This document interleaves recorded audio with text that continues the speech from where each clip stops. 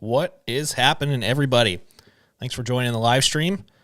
It's been a while since I've done one of these things. Hopefully you guys can see and hear me properly. I don't know, let me know in the comments if everything's all looking good to you right now. If I got to fix anything before we get started. I think I got all my levels right here. I got sound effects this time. Check it. Yeah. So I think there's going to be a pretty big delay between the chat and myself. It seems to be about 5-10 seconds. So, all right, cool. We're looking good here. Anyways, yeah, we're here. 100K, man. This is a momentous occasion for me. Super, super huge. I've been working on this for 6 years now. Crazy amount of time. But we did it, man.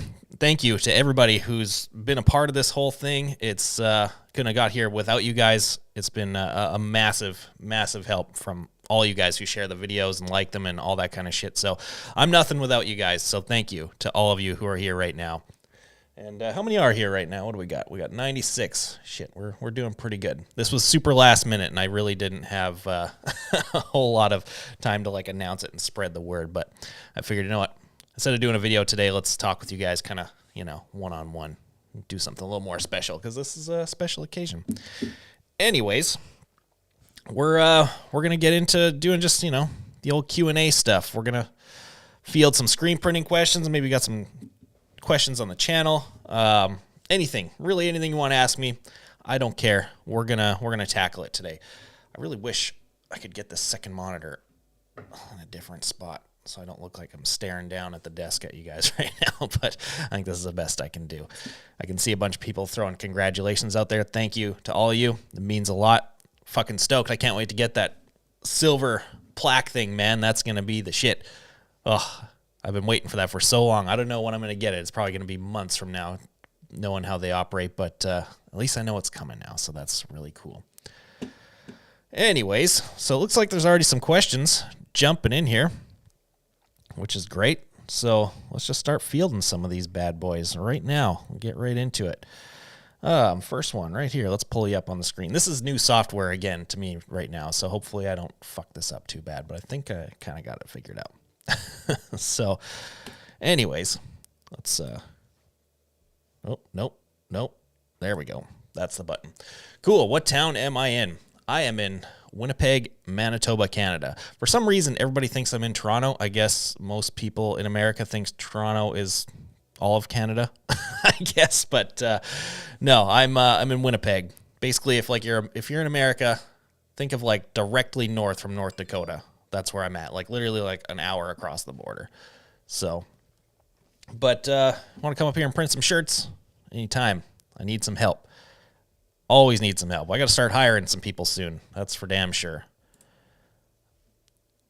Jack George, thank you for the compliments on the new shop. I'm pumped on it too. It's getting there.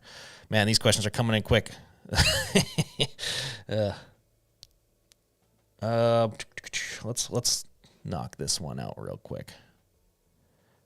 Since we've this question comes up a lot. The Dyna stuff, motorcycle stuff, all of that stuff, it's gone forever.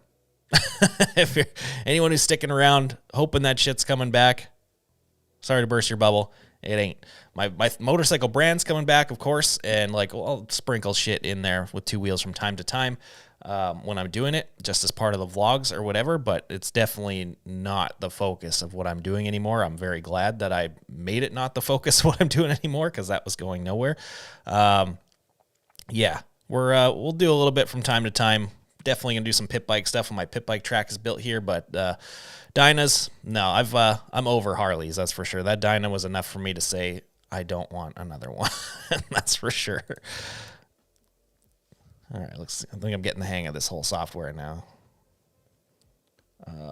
Okay, cool, yeah.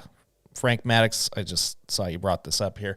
I kind of just covered it. Yeah, 38's coming back for sure. We're going to get on that in the next little while, so you'll see something with that, I'd say in the next, 3 months, I hope.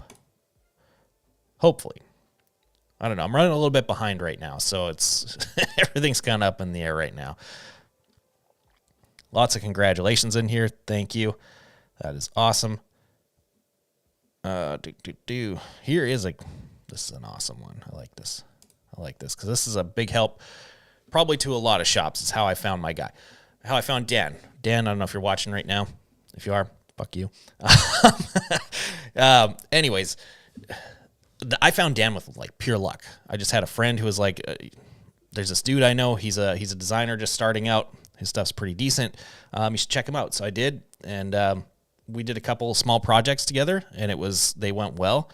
And then we did a couple more projects together, and so on and so forth. And before you knew it, he was a full-fledged member of the team here. So it was kind of by luck. But I said this in an IG Live the other day about just reaching out to artists, man. Reach out to artists. The artists want to see their stuff made in the physical world. They want to see it jump off of the screen that they made it on and onto something cool. So if you see an artist that you like, just reach out to him, man. Be like, hey, I dig your work. Your shit's awesome.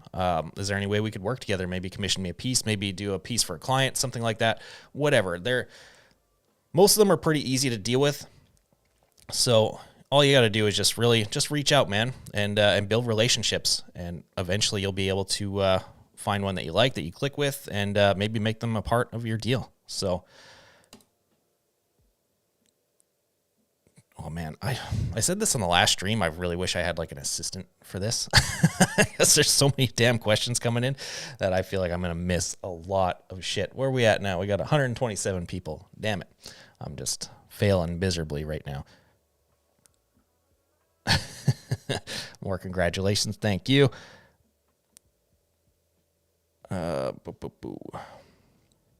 See this one here. Let's pull this up. This is cool. What is my approach to business? Do a few things masterfully or have a ton of capabilities. Never lose out on work. See, for me, I'm really just focused on making the coolest and best shit that I possibly can. That's literally it. I don't think about anything other than those two things. So I know a lot of like businesses want to talk about, generating leads and sales and blah, blah, blah, blah. I don't care about any of that, man. I just want to make awesome shit, and focusing on that and making that a priority here seems to generate the leads and generate the sales for me, it seems like. So it helps because I'm able to get it out to a wide audience very easily, obviously with the channel and with Instagram and with everything else. It gets out there quickly. So I have a big advantage with it that way. But I think a lot of other people could do it too. It's just a matter of doing it in the right way that fits the market that you're trying to fit your business into, if that makes sense. So, yeah. But another thing though too, like you say, having capabilities and stuff. Yes, I definitely think diversify the crap out of your shop as much as you possibly can. If anything the last 2 years has taught us is definitely diversify as much as you possibly can. Because when you think about how many print shops really focused on like events or schools or religious stuff, things like that. Well, those were the top 3 things that got cut, when shit hit the fan. And that really didn't work out for a lot of people. For us, we didn't notice anything. In fact, our business went up during this whole thing. So definitely diversify as much as you can. Diversify client base, diversify the services you offer, etc. So I could probably go on that one for a very, very long time, but I won't. What is going on here? Oh, I got a weird little dual monitor setup going on. I keep losing my damn mouse. That one. YouTube is really trying hard to censor some stuff that does not need censoring right now. Get out of here.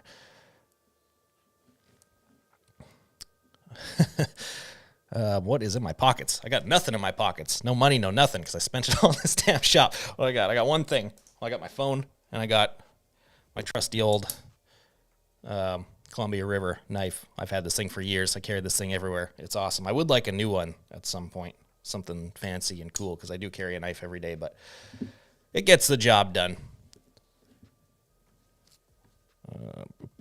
I had this thing set up to automatically get rid of the stuff off the screen after like 20 seconds, but apparently that is not working.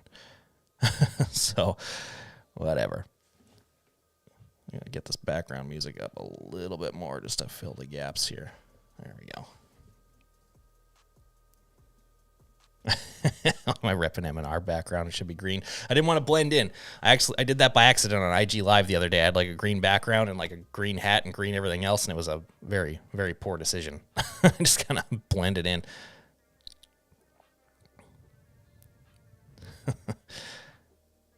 Cool. We're gonna hit a mixture of questions tonight rather than just focusing on print stuff. We'll get into everything here. So I'm gonna pick and choose all kinds of shit. Like this one right here. Kind of perfect for it. New house. Is it blacked out inside? No, it is not. It's all monotone in here. It's all like grays and whites and blacks pretty much. There's black in here, but it's not completely blacked out. I didn't want to have full black in here. But no other colors. I like very neutral shits. That way, no matter what I put in my house, it looks awesome. I don't know. I'm just not a color guy.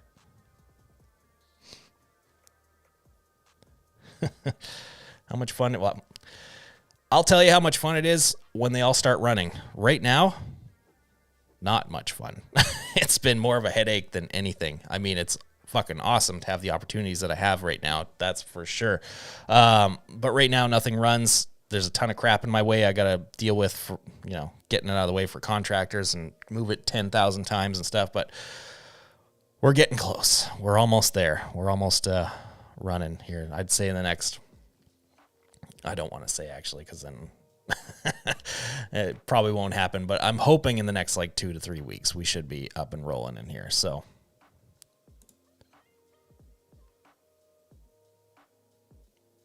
here we go. Feel like Canada's where you absolutely love it here. Love Canada. I lived in the US when I was younger, when I was riding for a living. I lived there for a short time.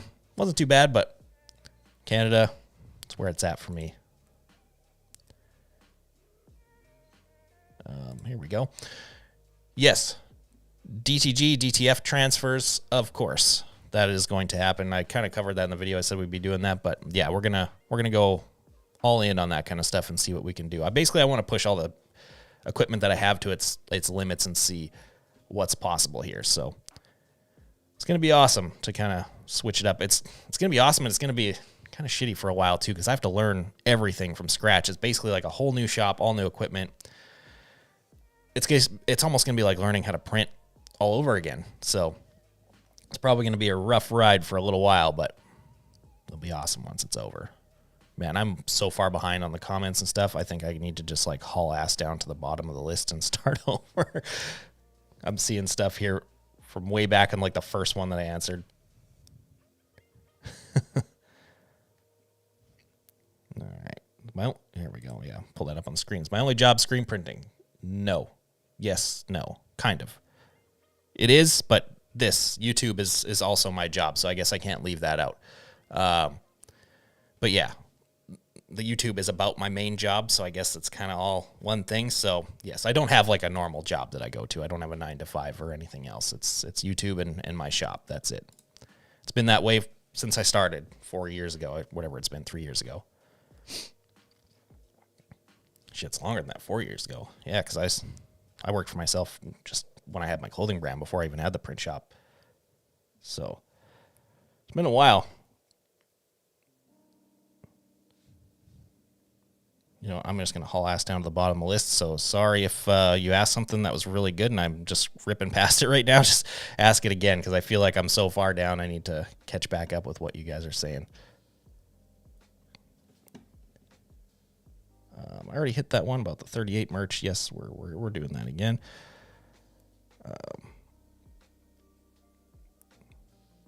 More congrats on the 100Ks. Thank you. That's super cool. Yes.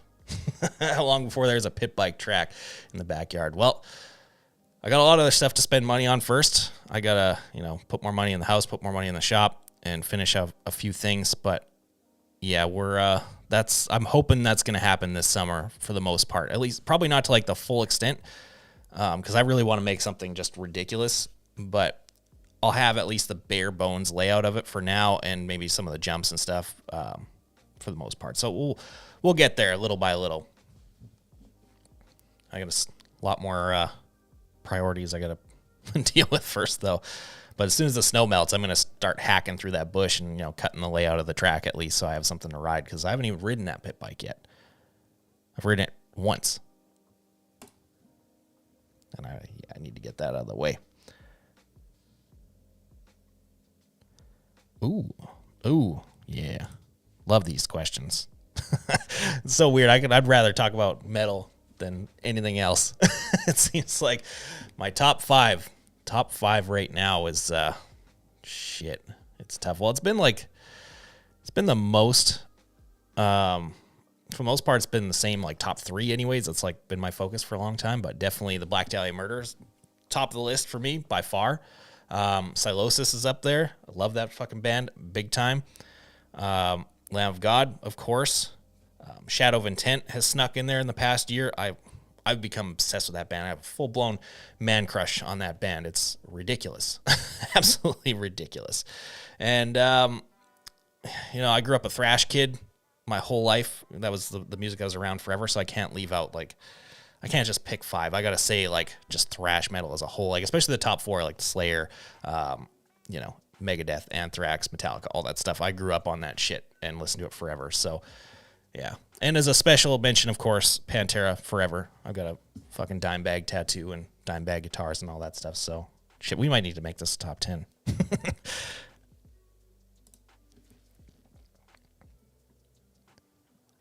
That's more or less the same question, so I'm just going to rip past that. Oh, yeah, remind people to hit the like button. Please hit the like button. I see like 3 people already hit the dislike button, so fuck you. But, yeah. Hit the like button, please. That helps. We might get some more people in the stream, get some more people on the channel. Try and push, and I don't think it's going to ever be possible, but hopefully, you know, if everything pans out, maybe we can add another 0 to this subscriber count one day. I'm going to keep trying for a very long time anyways.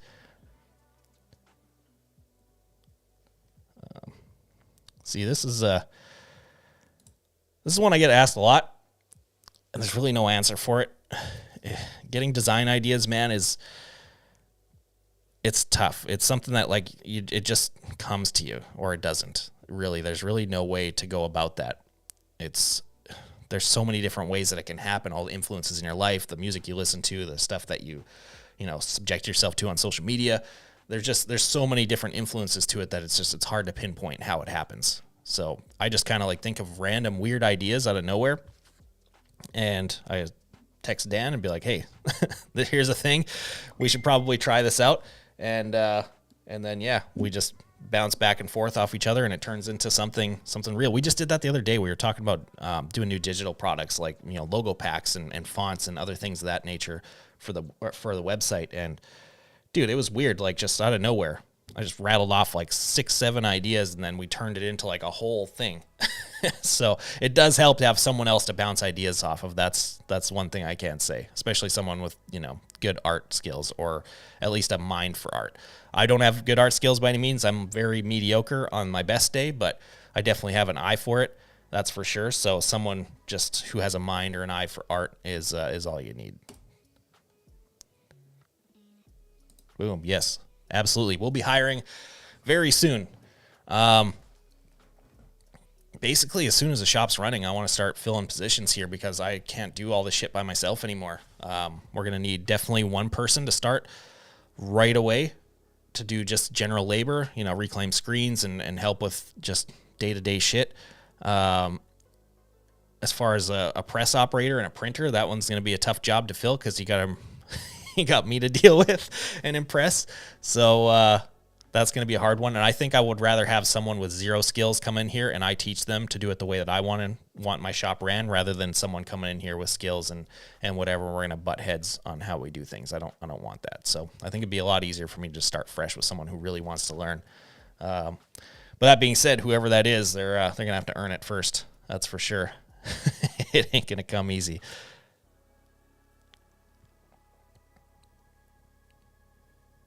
All right. There are so many questions in here. It's bananas. Good thing I got this music playing in the background to fill the dead air, or I'd be in trouble right now.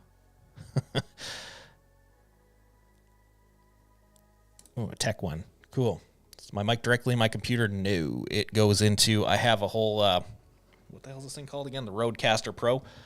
So I got that whole thing before the computer. So we got that plugged into it. Everything's feeding into here. All the audio stuff. The music's running through this thing. The sound effects.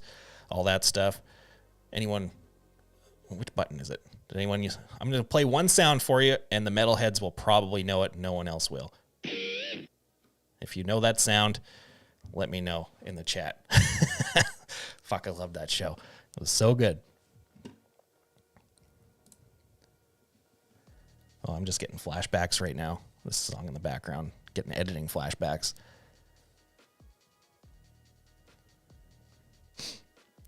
Here's a good one. Dude, what you have to do to start is just to start. Period. That is it.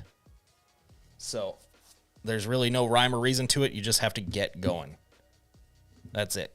There's no special secret. There's no special order in how to do things. You just have to start doing shit. And just keep at it. That's all it really is. So figure out the game plan for what you want to do. I don't know what you're, implying what you want to start with. If you're talking about printing shirts or a YouTube channel or whatever it is, you just got to start, man. Start doing stuff. You can sit there and get in your own head all day long about the thing and try and plan, do all this other shit, and it just ends up going nowhere. I see that happen with a ton of people. So pick a thing, make it happen, and just start building from there. Even if it's the tiniest little thing, it doesn't matter.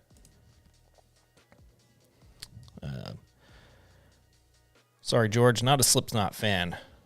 Never have been. When I was a little kid, I was. Like, right when they first came out, that first album, it was pretty awesome. I was like, how old was I? Shit, 9, 10? I had that thing back in the day and listened to it quite a lot. It was awesome.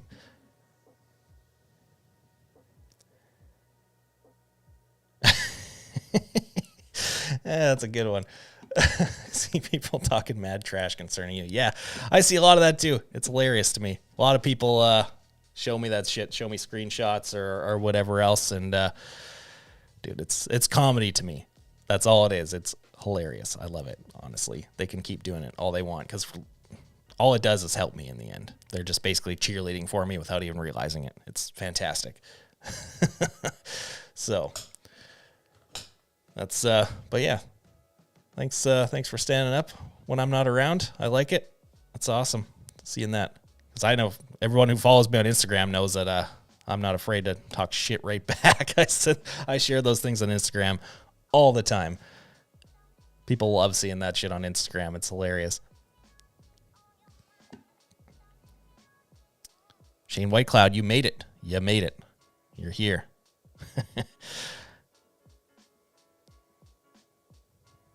Oh, another one.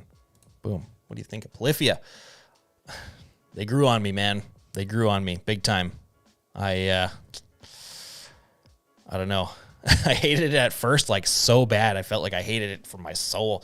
But I don't know. It grew on me. I just loved it. As soon as I figured out like what they were doing and how they were playing, it was just like, holy shit, man. These guys they're pretty incredible. So yeah, they grew on me music wise anyways. As human beings, no, they still make me cringe myself into another dimension, but music wise, they're pretty amazing. I can't knock them for that. Thank you for the congrats. I appreciate it. More of that. Oh shit. We're still talking about Pantera here in the chat. So I must be like way behind again. Shadow of Intent. Yeah. Sorry. I'm going to haul ass down to the bottom again. Oh, cool. Me and Ryan Moore ever jam. We've never met in real life yet. I would love to though. It'd be awesome. I don't know what he's got for metal chops, but we could probably make that happen. It'd be awesome. That's literally all I know how to play. I can't play a fucking acoustic guitar to save my life. Like, ask me to play a G chord, forget it. But I can play metal riffs. That's all I want to know.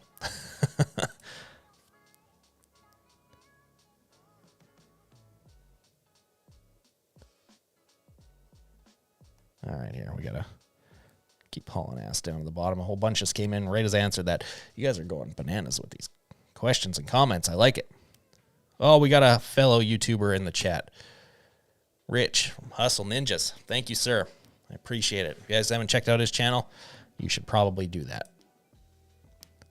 Oh, here we go. Dude, I've been getting emails about these Casey classes every day. I haven't had a chance to even look at that thing yet. I'm 7 days behind everybody at this point in time. It sucks. I've had so much shit going on this past week. It's been ridiculous. That's why there's no video this week, of course, too. It's I'm just going to be scrambling to make one for next week. There's a lot of weird stuff going on behind the scenes right now and delays and whatnot, trying to catch up. But definitely, I think I'm going to start on that thing tonight when we're done, actually. At least do the first one. Because I've been waiting for that thing, learning from the master. That guy, no matter what, he could take... how long did he take off YouTube? 2 years in the last little while, and just comes back and is just still better than everybody? I hate it. I need to know. How is this possible? Oh, here we go. Hit the fart button. I got you. There's 2. Yeah. Would you believe that I'm 35 years old? Probably not.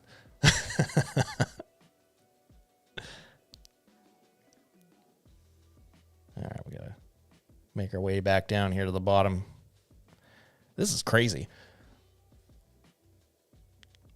Let me know too. I really want to do more of these things. Yeah, Ecamm. That's what I'm using right now. It's all right. I'm figuring it out pretty quick. It seems cool. I got the pro version though, and it's expensive as shit. Just like so that the you had to get the pro version just in case, like, you know, someone does a super chat or whatever and it pops up on the screen. But so far it seems pretty good, actually. Looks like the stream's pretty stable, actually. I'm watching that on the second monitor right now. Looks like we're coming through in full 1080. Yeah, I like it. Oh, here we go. Some gaming. Oh, that's not the right one. Why is that? There we go. No. No. I play one video game and one video game only, and that's Elder Scrolls. I am addicted to that game. I've been addicted to it for 5 years now. I won't play anything else. I don't want to play anything else. I just like, I don't know what it is. Once I start something, I feel like I have to finish it no matter what it is. And with that game, you could never finish it. So I think I'm just like, I'm hooked forever. I'm just going to be chasing the dragon. It's like digital heroin to me. I love that game so much.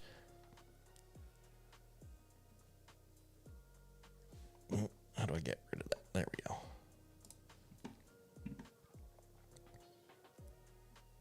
If anyone else plays Elder Scrolls, PC or Xbox, let me know. I'll play with you. I got like 3 different characters, so I can join up and team with you however you need.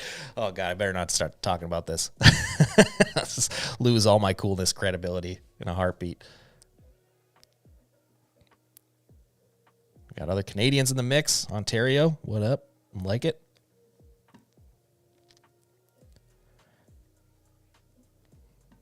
Ooh, here we go. Well, education. You got to get on that education, man. Good books. Well, right now, what am I reading right now? I've been kind of like in and out of it. Just haven't had a whole lot of time to sit there and dive into it. But I've been into Steal Like an Artist right now. What else? I got like 3 on the go. Faster Than Normal is another one I've got on the go right now. And 12 Months to a Million, I think, is another one I've got going on right now. They all seem pretty cool. I really like Steal Like an Artist so far. That's it's helpful, that's for sure. Just in terms of like getting out of your own way when it comes to creativity and shit. It's something that I need to learn big time. And anything by Jocko Willing too, dude. I have literally all of his books. It's like kids' books and shit, but all of his business-related stuff, good shit. I've read each of those more than once.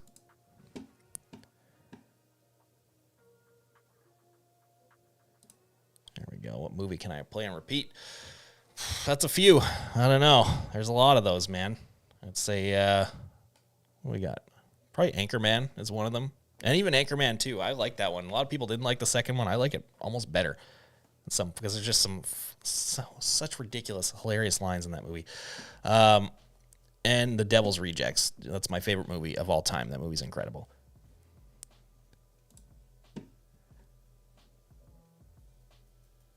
Hope to see some more. Let's pull this up. See some more Illustrator vids. Yeah, man. I think maybe I'll do that for a next one. We'll take a break from opening stuff in the shop. I'm actually in the middle of shooting another unboxing in the shop though right now. We got another new piece of equipment in there. I promise we're almost done with it. There's like 2 or 3 more things left to show up, and they're not like huge crazy things for the most part. Well, this one is, but the rest is all kind of more accessorizing stuff for what's already in there. So yeah, well, we're almost done with the unboxing stuff, thankfully. I kind of feel like a dick making so many of those things, but you know, it's I gotta film the story of the shop as it happens. So that's what's happening right now. Next is gonna be learning how to use all this stuff and probably failing over and over and over again until I figure it out, anyways. Well, I've got 2 separate chats here. I can't catch up to this one to pull up on the screen, but Ant on the Road, yeah, Hot Rod. That's another one too. I love that movie.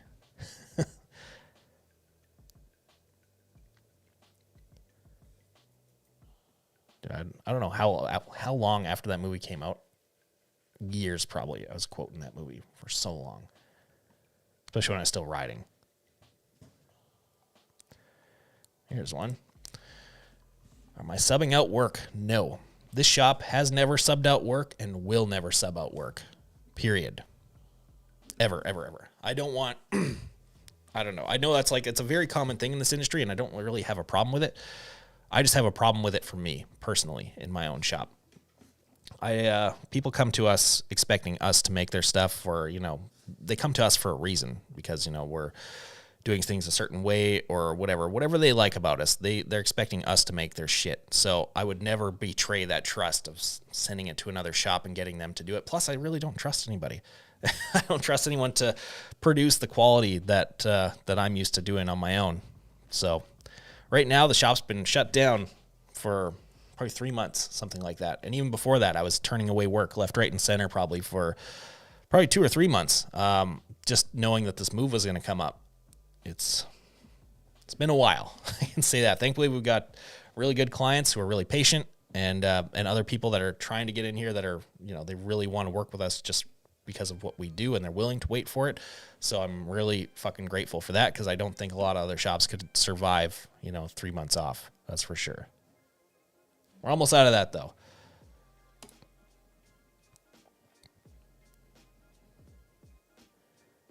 I don't remember doing this.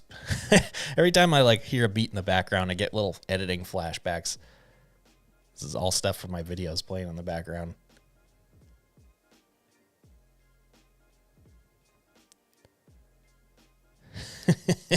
Yeah, never. I'll say that right now. Never, ever, ever. You'll never see me put a rhinestone on nothing. I don't care if that machine could make me $1 million.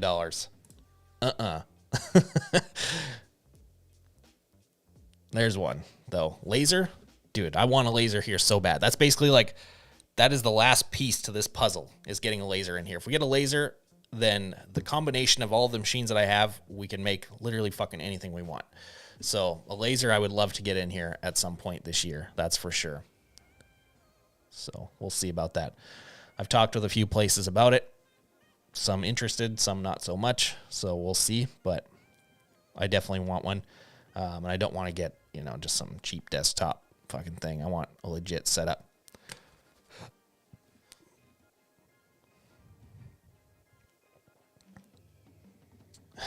And yeah, no CNC routers. Maybe one day if I, you know, this shop just takes off and I make too much money and can spend it on random crap, then yeah, maybe we would get one of those suckers. It'd be cool to get a flatbed cutter in here though, because those can do a lot of stuff a CNC router can do. That's a goal one day, to step up from the roll-fed cutter to a big flatbed like the Suma or the Zund. Those things are crazy too. A lot of Dyna questions in here. All right, Crash Course. That was hard for me to spit out for some reason.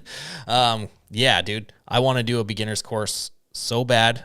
I just, if I'm going to do something like that where like people pay money, then I want to make sure like I do it fucking right. You know what I mean? Like really cover all the bases, go even further in depth, and like more effort, more everything than people are used to seeing in my videos. Like I'd want it to be like top-notch level, as if, you know, some high-end school was offering something like that.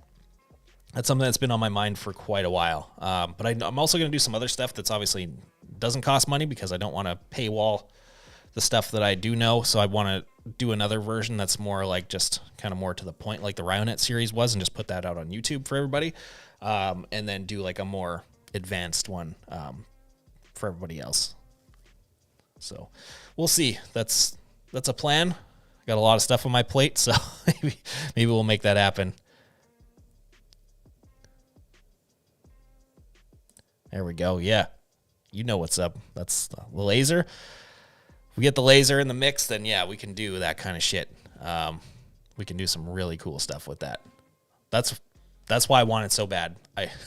My brain thinking about the mixed media opportunities with like DTG on hand and screen printing on hand and embroidery and all that stuff. If I combine a laser in the mix, all that stuff together would be just, I'm gonna start getting excited right now. Can you tell I love my job, by the way? I got a lot of cool ideas, and I feel like if I keep talking about this, I'm going to fucking ruin them by spitting them out to everybody right now. I got to sit on those until we're ready.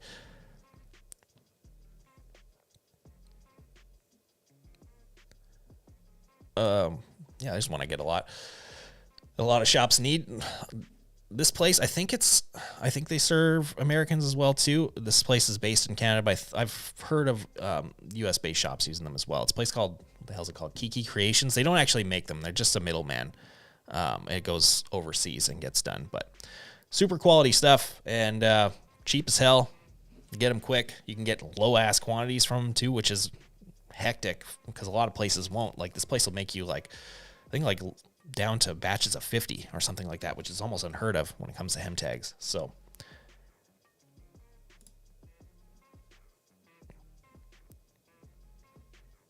more 100K stuff. Thank you.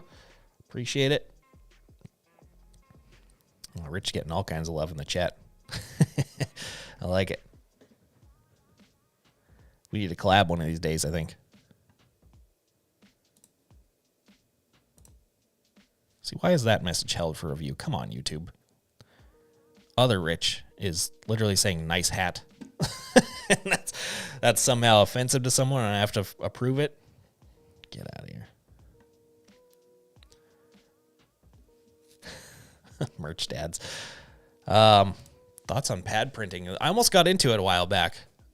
I don't know a lot about it, but I almost got into it for just the neck label side of things because originally that's all I was going to do was just produce just my neck labels and my stuff to cut costs on my brand. And that would be that because there are other brands that do that. What the hell is that brand called? They got shut down for some kind of bullshit lawsuit. Scotch and Iron, I think it was. And that dude just has a pad printer and he just sit there and just knock out his neck labels all day to save money. And it does save a lot of money if you do that. But the more I looked into it, the more I was like, I don't know. I feel like this isn't the way. And then I started doing the screen printed transfers instead. And that was definitely the way because then that led to obviously buying my first heat press. That heat press turned into doing some jobs for people and then bought another piece of equipment, another piece of equipment, another piece of equipment. Before you know it, I had a print shop. So I'm glad I stayed away from pad printing. But it's pretty cool shit. I know that. Seeing them do like multicolor stuff and like doing it really well, doing mugs and whatever else they do with those things, it's pretty awesome to watch. Actually, there's a dude actually that we might end up working with. He does like Lego figurines and stuff. Super sick. They do it all with pad printing. I was creeping around his profile the other day, and it's dope what they're making with those things. Like super dope. What are they called again? Minifig Co. I think it's called. I don't know. I think it's Minifig Co. Look that up on Instagram. You won't be disappointed. Unless I'm wrong about the name. But it's somewhere in those lines. They got a teal colored logo. So if that helps you out at all. I know we've talked with them about maybe printing some merch a while back. And we're kind of sitting on that until things are running in here. Jake Voss, what's up, man? Let's pull you up on screen just because I know you've literally been here since fucking day one. Like, I didn't even have 1,000 subscribers yet, and I know you were here. We talked on live streams, like, my first video or two on YouTube. So, that's awesome. Thanks for sticking around, man. I really appreciate it. There's actually like a good handful of people that I can recognize that have been here for like literally the whole time that I've been on YouTube, and that's the fucking coolest thing ever, seeing that. We got another YouTuber in the chat.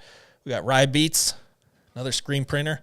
If you haven't checked out his stuff, go and do that. Thanks for kicking around with us, man. Appreciate it. This is cool. Hell yeah, man. Good to see you back printing again. I've seen a few of these messages in the past little while, and that's the shit. Seeing that right there, man. Really, really cool. So keep at it. Good luck with it.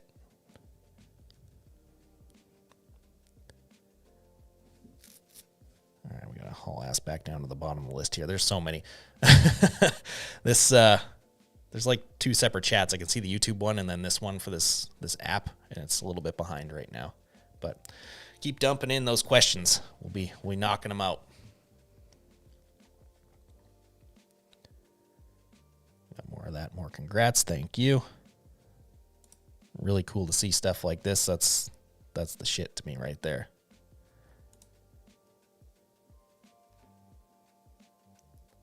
Hell yeah, more Canadians in the chat. I think you've been around here for a while too, Road Rash. Definitely a long time. So thank you for that. Definitely since the Dyna days. That's for sure. Here's a question that I've been asked about 8,000 times in the past 2 weeks. No, I will not be coming to Long Beach. I don't think really many people are going to be going to that thing, to be honest. It sounds like a complete shit show to me. So yeah, I won't be going to that. In all honesty, I really don't have a lot of interest in going to trade shows, period. It just doesn't do it for me, man. It'd be cool to like go and like meet a bunch of people and stuff like that, but as like far as trade shows just in general, like what they're about, I don't really care. I can see all that shit on the internet. But maybe one day someone will convince me to get down there. But as far as this year, man, that does not sound like a good time. That's for sure. And pretty much how many people have pulled out at this point too? Like almost every manufacturer, dude, has pulled out. It's not going to be a lot of people there. I'm surprised it's even going still, to be honest.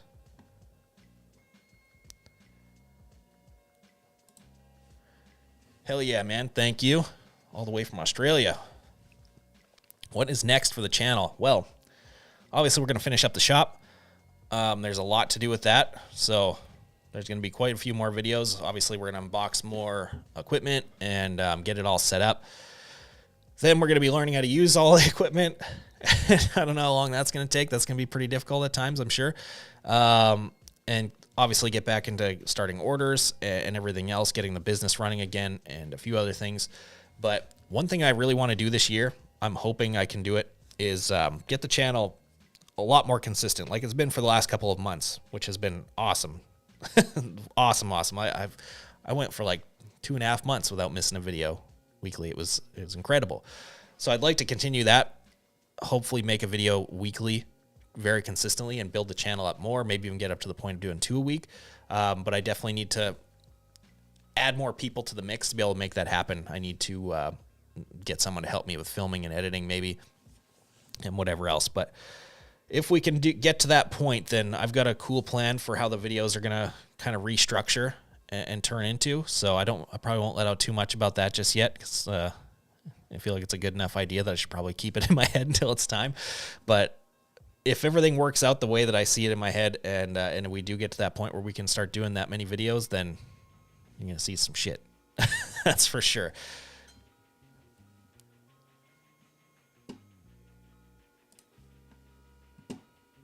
My main goal right now is just to keep the consistency up. I've been having so much fun making videos again like this, and yeah, it's been amazing.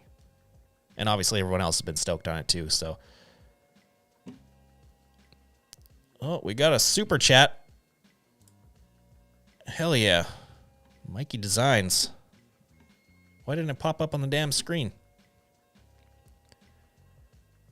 Let's pull you in here. Well, didn't pop up on the screen. Oh, there it is. It's just super delayed. Mikey Designs, thank you so much. I really appreciate that. Thanks for the congrats. Now I have an auto.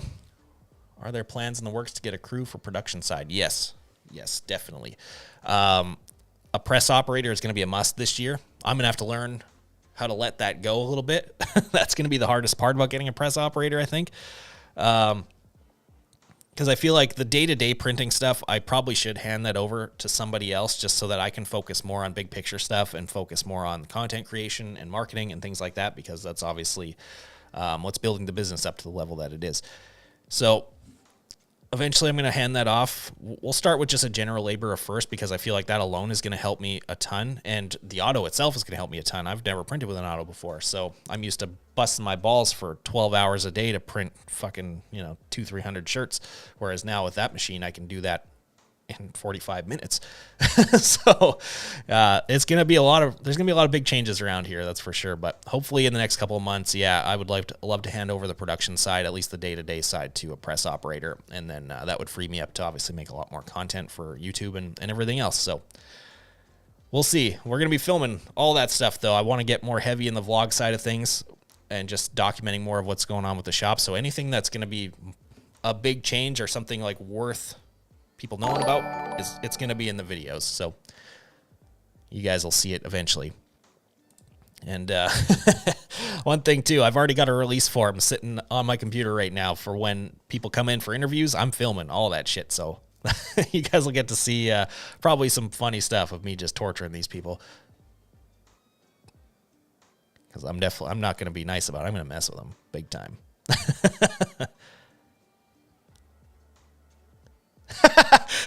Hold on, let me pull this up right now. Snap off. You subscribed to my channel, I see. I was we were kind of talking shit a little bit back and forth on a moto vid about that Stark Varg. I've been out of the game long enough. I could drop down to C class if I wanted to. I'll tell you that right now. I have an old pro card from 10 years ago. I can say that much. So I don't know. I think it's been long enough. I could drop down to C class if I wanted to, and I'll do it with that Varg. I got to get my ass back in shape though. Even for C class, what do they do? Fucking 5 or 6 lap motos? I don't even know if I can handle that right now. I've been so busy fucking printing stuff. But yeah, like however long ago that was, 10, 11 years ago. What am I, 35? Oh, shit, more than that. God, I'm fucking old. 12 years ago it would have been. I was a holder of a pro card. I wasn't anything more than, shit, I think my best finish was like a 28th. But I mean, even the 40th place guy on the day show that makes it through qualifying they're fucking fast. Definitely don't have that speed anymore though. Oh, we got another super chat here. Rye Beats. Thank you, sir. That's awesome. Did it pop up on the screen while I was doing that little rant? I wasn't paying attention. Shit. Sorry, man. I appreciate it. That's awesome. 100K has been a tough one for me. That was a grind. I could have done it probably faster if I just smashed out content without caring about the quality and everything else involved in it. But that's not my style. I just wanted to make things the way I wanted to make them. And if it took me 2-3 months to make a video, then so be it. So I want to change that this year though. I want to keep this consistency up. I think I've found the formula to where I can have a quality video and still produce them in a timely manner. So I don't know. We'll see. Get there. But thank you so much for the super chat, man. I really appreciate it. That's awesome. And I hope you're enjoying the Squeegee too. I don't know if you use it anymore or what. Let me know what you think about that. I know at first you weren't really digging it, so hoping you got to use it a little bit more. Also too, yeah, if any of you use my signature Squeegee at this point, drop that in or whatever fucking side the chat's on. Let me know what your thoughts are on that. Good, bad. Let me hear it. Scenic Route, what is up, sir? What editing software am I using right now? I'm using Final Cut Pro. I've been a Final Cut Pro user for a very long time now, and I love it. Everything about it.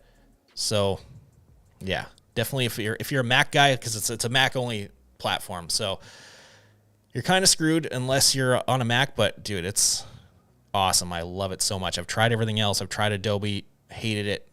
It's just, yeah, Final Cut's just so good, man. So Final Cut Pro, I will be on that forever, I imagine, until I stop making videos. I'm actually working on like packs of plugins and stuff for it now too, because I started learning how to make all that shit. Oh, we got another super chat in the mix. Thank you very much, sir. You didn't say anything, but yeah, I appreciate that. Thank you so much. The $10. That's really fucking awesome. I recognize you from some posts. I know you've said a lot of good stuff in my videos and my posts and whatnot, so I appreciate that. Oh, here we go. You're into the squeegee now. Hell yeah. That's what I like to see. Just take some time. That's all it is, right? Took a little bit of time probably. It was like that for me too. I had the original, the OG version, before I had the signature model for fucking months before I used it. I used it once and I was like, I don't know about this thing. And then it took me a while to get back to it. And then eventually once I put the time into really learning how to use it and feel it and all that type of shit, then all of a sudden it was like, holy shit, man, this thing is amazing. And it was a game changer for me ever since. Oh, we got another one. Hell yeah, dude. Kai, thank you very much, sir. Let's pull you up on the screen. You didn't ask anything either, so I think you're just throwing one out there. I really appreciate that. Thank you. Thank you so much. Well, Brapstar Campout 2021. Well, we kind of missed that. That was a couple months ago, but yeah, I made the shirts for those. There's a whole video about it. It was awesome. Those shirts are sick. I actually kept one. That's one of the few times I kept one for myself. Oh, Andre, thank you. Thank you. Thank you. Another one. Just throwing donates out there without questions, too. Hell yeah. I like seeing it. Thank you so much, man. That's really cool of you.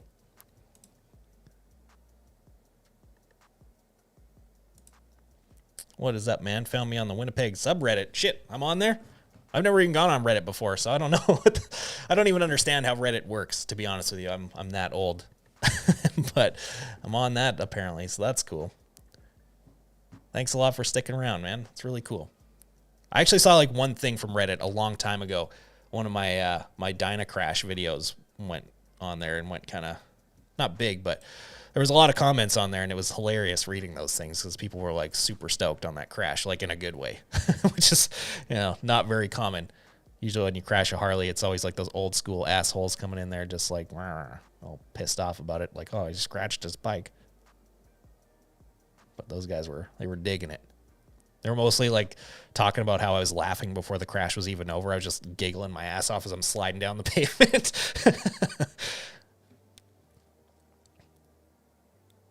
All right. I've seen this one pop up like 3 or 4 times. I'm not ignoring it on purpose, so let's get this one on here. I've just been trying to get all this other stuff.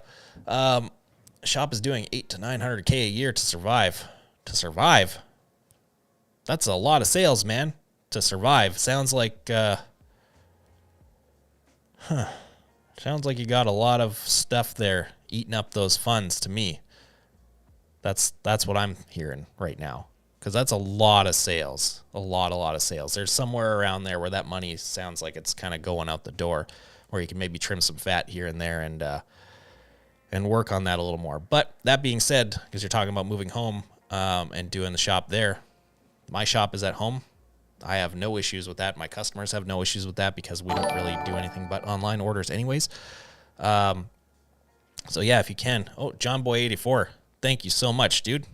Appreciate it. I'll find your comment here in a second. But yeah, man, if moving home is really like what makes most sense in your head, I can say from my own experience that it ain't that bad.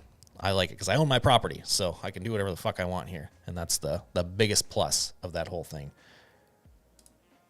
John Boy, congrats. Thank you so much. I really appreciate that. That's awesome. Shit, there's a whole bunch of these coming in. God damn, you guys.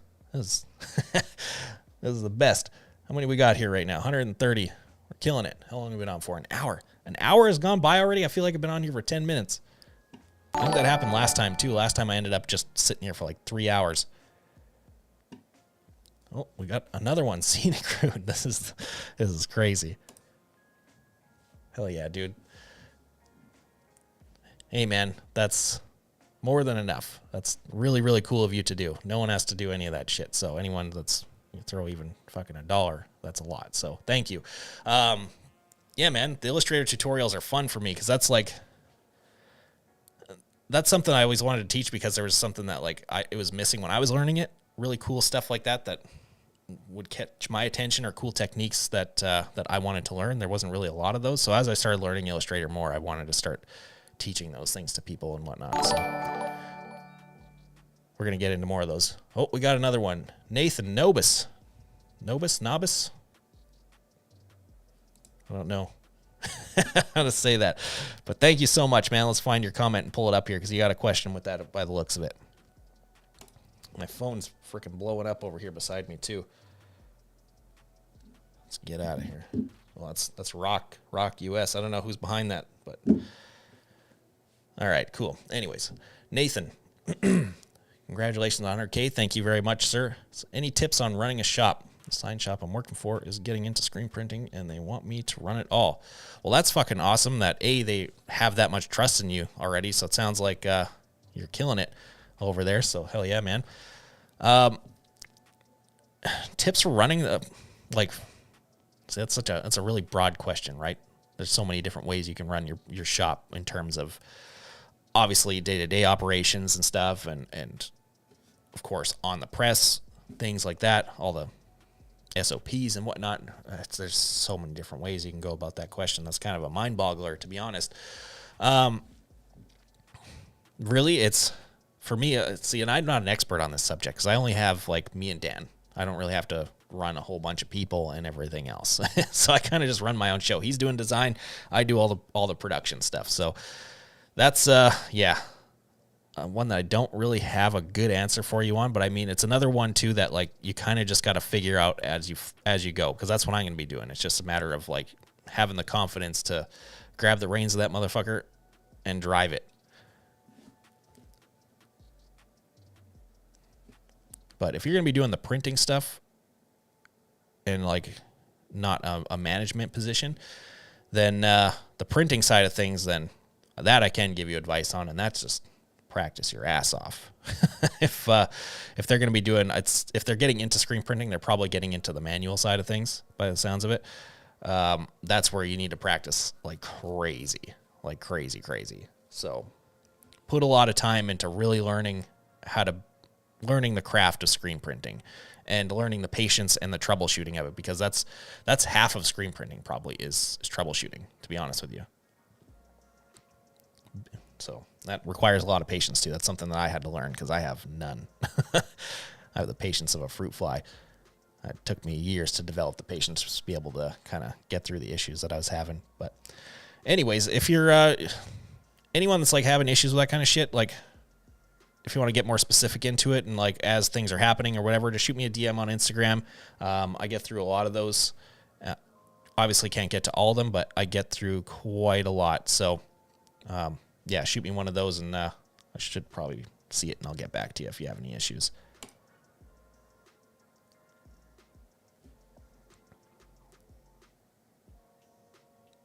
Yeah, there we go. Overhead. Sorry, back to the other one. Overhead is a beast. Yeah, it sounds like you got serious overhead issues over there. Here's one. Why did I say I hated Adobe? I don't. I do and I don't.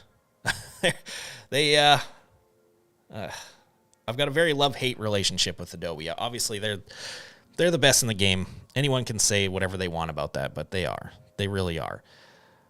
That being said, though, there are a lot of things that I hate about their software and how they run their business. When it comes to the video editing side, I hate Adobe Premiere. I hate it. I think it's a very stupid program. It's made overly complicated for no reason at all. They do a lot of really weird shit in there that just doesn't need to be there. That one I could talk shit about for hours, to be honest with you. But in terms of Adobe as a business, they just do a lot of stupid stuff that's really not beneficial to the people that are using their software on a day-to-day basis. Like that whole new thing with Pantone. That was colossally stupid on both of their parts, so I'm hoping that gets solved very, very soon.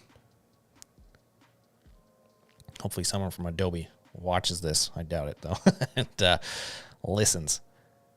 We're actually going to be starting a podcast soon, me and Dan, and that's a topic we're going to get into pretty heavily because obviously me and him have a lot of opinions on that. Both of us work with it fucking 8 hours a day, so we'll probably save that and do like a whole thing on that. And Probably end up doing like a video on that at some point too. Outlaw Edge, thank you, man. That's really cool. Glad to hear they help. That's the whole point. Anytime I hear those videos are helping someone do their shit, that's the best compliment I can get. So thank you.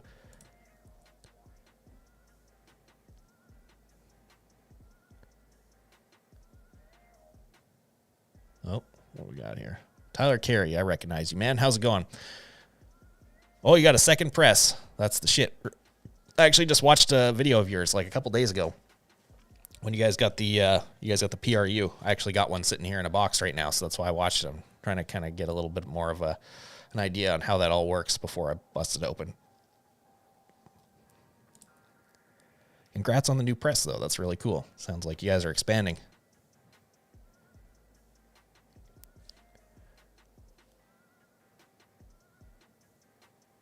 Oh, we got Jared Day in here. How's it going, man?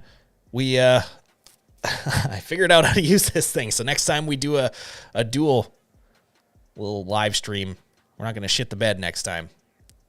I figured it all out. I spent a good while on this thing today. And I actually bought the pro version now too, so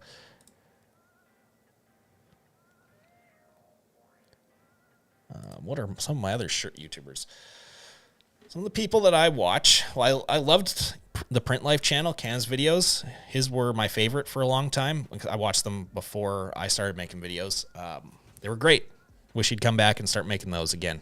So, but there's a lot of people making really good content out there in the whole world of, I don't want to just like say printing, but like in the whole world of merch in general, I guess. Like we got Rich in here from Hustle Ninjas. His stuff is great. We got Mikey Designs in here. His stuff's good. Rybeats is in here. There's a lot of people making content in this realm now. And there's another thing that I've noticed too, is there's a lot of new channels that have sprung up in probably the last year alone. Like I would say I've noticed 20 or 30 new channels pop up.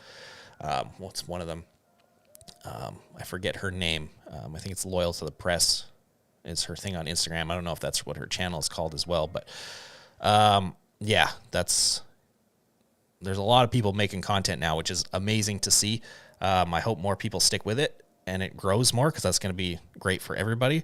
And yeah, hopefully we see more people kind of hitting these milestones like I just hit in this little space, because I think there's room for a lot of us to do that.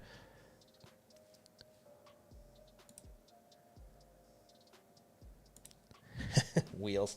He's in here right now. He's sleeping in a box. I've got all like my soundproofing stuff still just, it's scattered all over my fucking office since I moved here. I haven't touched it. Yeah, he's just hanging out, sleeping in a box of that stuff right now beside me. We might see him at some point. He'll pop up here and walk his ass across the camera like he usually does.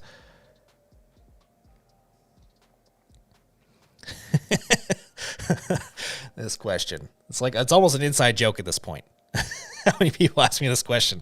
Yeah, I got it. I might not for a while, though. We'll see. Someone's interested in buying that thing, and I think I'm going to get it and get it out of here and get a new bike.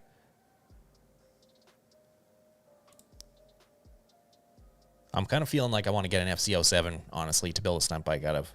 I feel like that's kind of like the perfect stunt bike at the moment. It's kind of like a mix between a sport bike and a supermoto. I don't know. There's something about that bike that just really has my attention right now. Dan's got one now, too, so I'm going to have a chance to kind of dick around with one for a little while once the snow melts. Yes. Yeah, Rock sent me, well, they sent me more than a hoodie and a hat. Obviously, they sent me a press as well. So thank you to Ryonet and Rock for everything they do for me.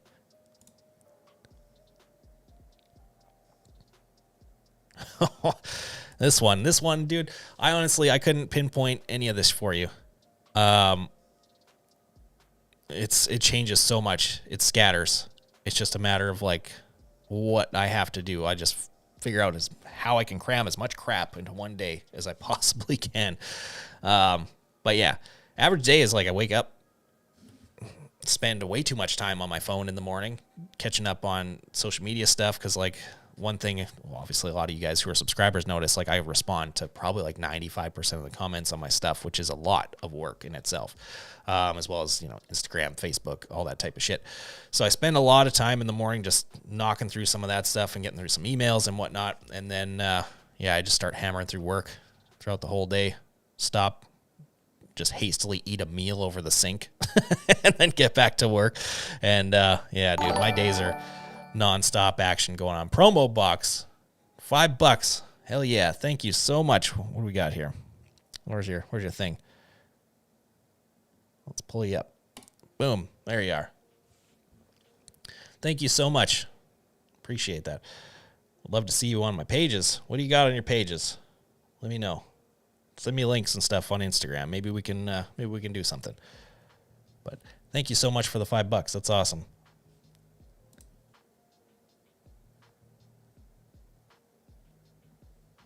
All right, here we go. So we're right back down at the bottom of the list again, catching up. What made me go with the polyprint? Well, polyprint's been in it for a very long time. Like, that's a brand that's really slept on, to be honest with you. Thomas Allen. Holy shit, another one. That one popped up. Hell, dude, it popped up on the screen before it popped up in the chat. $20. Thank you so much. I'll get to yours one sec. Yeah, people are sleeping on the polyprint. They've been around for a really, really, really long time. They make an amazing machine. I've been all through that thing so far. Obviously, I haven't turned it on yet, but just with my mechanic background and shit, like, I can always pick stuff apart and like what I feel like is going to break, what's built well and whatever. And so far on that machine, everything feels like it's built fucking top notch. Like, they do really, really great stuff and people just don't really know about it. I think it's more or less just a popularity contest. That's why that's happened. People kind of go with the Brother or the Epson.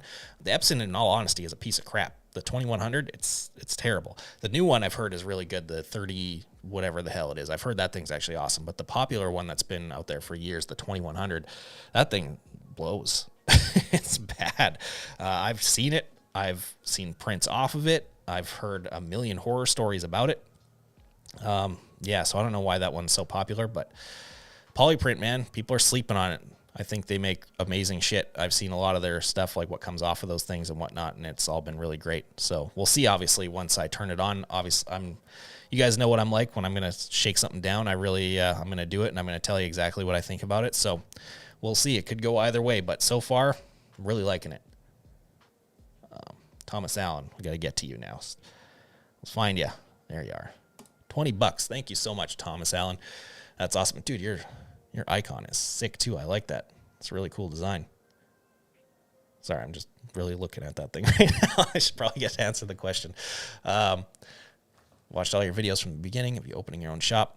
That's really awesome to hear. Oh, and you want to do it as well. That's really cool. So the best way to start with not much funds and you're committed. So the best way to start, there's a few ways to do it. And you could really go either way. It'll depend on, obviously, the funds that you do have. So I started my whole shop with a heat press, like literally one single heat press, just a fucking hat press. And that thing was, I bought like a top-of-the-line hat press at the time, which was the Stahls, the Hottronics Autoclam one. That thing was, at the time, I think $1,200 or something like that. So I started off with just that and then buying patches and whatnot and started making hats for people and then just built it up slowly from there. Now you live in a world, though, where there are very accessible pieces of screen printing equipment and very accessible pieces of heat transfer equipment. I think if I were to do it all over now and try and build the same business that I did, obviously it took me years, like 3 years, to get to the point of having a screen print shop. The original shop in my basement, I started off with the heat press, then I bought a vinyl cutter, and then I bought the next heat press, which was the IQ, and then used all those things combined to eventually buy all that screen printing equipment that I had in the other shop. So if I were to do it differently and do it now, now we're in that world of DTF, which looks pretty dope. I mean, they're okay. Like, they're not screen print level quality, that's for sure. I still feel like a screen print transfer is much better than a DTF transfer all day long. They're just a lot more difficult to produce, and I feel like screen print transfers are kind of going to go away over the next few years just because of the popularity of DTF transfers. So I would probably lean more into the DTF side because there's going to be a lot more tech and a lot more investment in that side of the business where those are going to keep getting better. So start off with just a heat press, man. You can get a cheap heat press. I would stay away from getting like an Amazon heat press, though, because those are supreme pieces of shit. and cannot be relied upon, buy a name brand heat press. Stahls has an entry level heat press. I think that's like $400 or something like that, and it's really awesome. So you could get yourself one of those and start getting DTF transfers from somebody. I think at some point we might start making those things this year. I'd really like to. That's yet to be determined, obviously, but there are a ton of places already making DTF transfers. So you could start a business that way and build it up. I've seen more than one person do it. And of course, there's still screen printing transfers out there as well. So either way, it's definitely a lower barrier of entry than screen printing is, for sure. Screen printing is more expensive to get into, and plus there's a much higher learning curve. But that being said, it is going to produce much better quality than a DTF, like by a fucking long shot. So either way is really good. But if you're talking not much funds, I would go DTF for now and then build that up into a small screen print press, like a Riley 250 or something like that. Hope that answers your question. I feel like I talked for a really long time, so it probably does.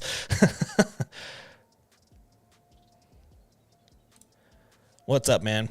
Best tip for nice prints is a lot of practice. A lot of changing your setup, just a lot of time. It takes time to make nice prints.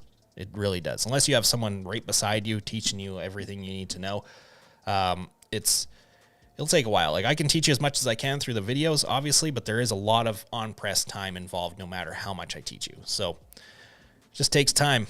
It took me I was able to lay down decent prints, like, pretty quickly within a couple of months. Definitely, like, within the first few weeks, I was printing way better shit than the people who were printing my stuff, so I was good with that. But to get, like, pretty decent stuff, I think took me, like, I'd say, like, 2 months, something like that. And then to get to where, like, I was at a more pro-level quality on a manual press anyways, it took me probably a good year and a half of practice doing it every day to figure it out. But that being said, I didn't really have anyone teaching me or have anything to go off of. So it'll probably be a lot easier if you have the information available, which I'm trying to do for everybody as I learn stuff. The difference is crazy, though. Like, let's say the difference in prints between, like, say, 6 months printing versus, I don't know, the last couple of months, I would say, like, it's crazy if you see those two shirts side by side.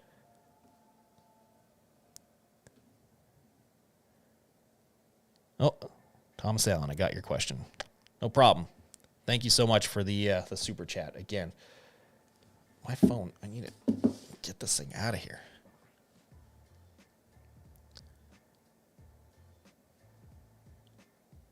Oh, Snap Off is still sticking around. Let's get you in here again. Where are you? There you are. Can you work with bikes and cars? We do custom at my shop often. I build personal cars often. Local print guys are pricks. Yeah, that's a lot of the time. Yeah, man. Do all that kind of stuff. That's kind of like, obviously I come from moto, so that's kind of like our primary business for the most part. A lot of clothing brands based in the motorcycle realm. Cars as well, we do a lot of. Anything, really. We do all kinds of shit at this shop. If it's cool, we'll make it. And obviously, if you need art, all that stuff, we do all that too. I just need to get my shop running again. That is all. Well, that's awesome. Thank you, man. It is fun. I get you, though. Like, there's times where I've hated my life with my job. I love my job more than anything. But there's days, man. It's not an easy thing to do, that's for sure. There's a lot of shit that comes up that is very fucking frustrating. But you got to take the good with the bad. Obviously, there's that video from whatever it was last Halloween. Oh, $2. Hell yeah. Thank you. I'll get to your little thing here in a second. Yeah, there's that video from whenever it was, last Halloween or the one before, where I told the whole story of setting the shop on fire, then flooding it and breaking my friggin' toes all in like a fucking 6-hour span. It really doesn't get much worse than that. So there's definitely shitty days, but there are awesome days too when you make some like really cool piece of art, or you get to work with a real cool artist, or just make some really cool piece of apparel, or help someone build like an entire fucking business. That's what we get to do. It's really cool seeing that people come in here with an idea and we help them build a whole business from the ground up, basically, and then it becomes successful. It helps them pay their bills and feed their families and shit. That's fucking cool, man. There could be fucking 10 of those flood, fire, whatever the hell days a month. It's still worth it having, the good side of it on top of that. Oh, you didn't even have a question. You just threw $2. Hell yeah. Well, thank you so much. I appreciate it. Oh, there's a congratulations above it. I appreciate that so much. Thank you.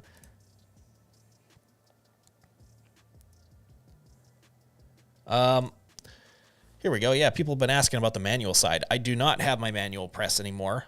However, we are still going to have a manual press in the shop. So that's coming. Getting a new one. I'm not going to reveal much more than that. But the old one, I sold basically the whole other shop to one of my friends. And he's killing it with that shit now. So that's awesome. But we got a new manual on the way sometime in the next little bit. Holy shit, $20 again. Devoted Tattoo Studio. Thank you. Did it pop up on the screen for everybody, or was there a delay, or did I miss it? I don't know. My brain can only handle so many things at once. Thank you. Thank you so much. That's fucking so cool of you guys to do. Really appreciate that. Let's see here. Do we got any cool sound effects for that? We do. Look at that. Yeah. I gotta label these things. There's a whole bunch of them in here. The only ones that I know are the 2 fart ones. Let's give those again. Yeah. It's the only ones I programmed in myself, clearly. Yeah, that whole story was nuts, dude. It almost doesn't even sound real when I tell it to people. Some people I've told it to they just look at me like I'm full of shit when I'm telling it to them until they see the video and all the proof around it. And they're like, oh, okay, that actually did happen. That was something. I've never felt, that was like the first time in my life where I truly felt like a crazy person. Like I was sitting there on the couch, broken ass toes and fucking just after putting out a fire and then bailing out a ton of water, I felt like a crazy person. I was just literally sitting on my couch laughing for like an hour. It was nuts. Just slowly slipped into insanity throughout that night. Steve Southwick, $5. Hell yeah, dude. Thank you. Where are you? Let's get you in here. Bam. No question. Well, thank you so much. King of the North. I fucking love that. I love that so much when I see it pop up. That's like the best thing ever because I'm such a Game of Thrones nerd. And seeing as I'm the only print Canadian out here in the social world, I will claim that title. That's the fucking best. Thank you so much, man. We should make a piece of merch with that one day. Oh, shit. RJ. Ligma. You're not getting me with that shit today, man. Ligma balls. I fell for that so hard when you did that to me in that IG live. Oh, that's embarrassing. I was so tired. I can't believe I just glossed right over that. Fell right into your trap. Thank you for the $5, man. What the hell are you doing sending me $5? You do so much shit for me as it is. Anyone who doesn't know, Ronnie, RJ, a.k.a. Patagonia Harry Potter. He's my go-to guy at Ryonet. He's who solves all my fucking problems when we're, dealing with stuff and sends me cool things and whatnot.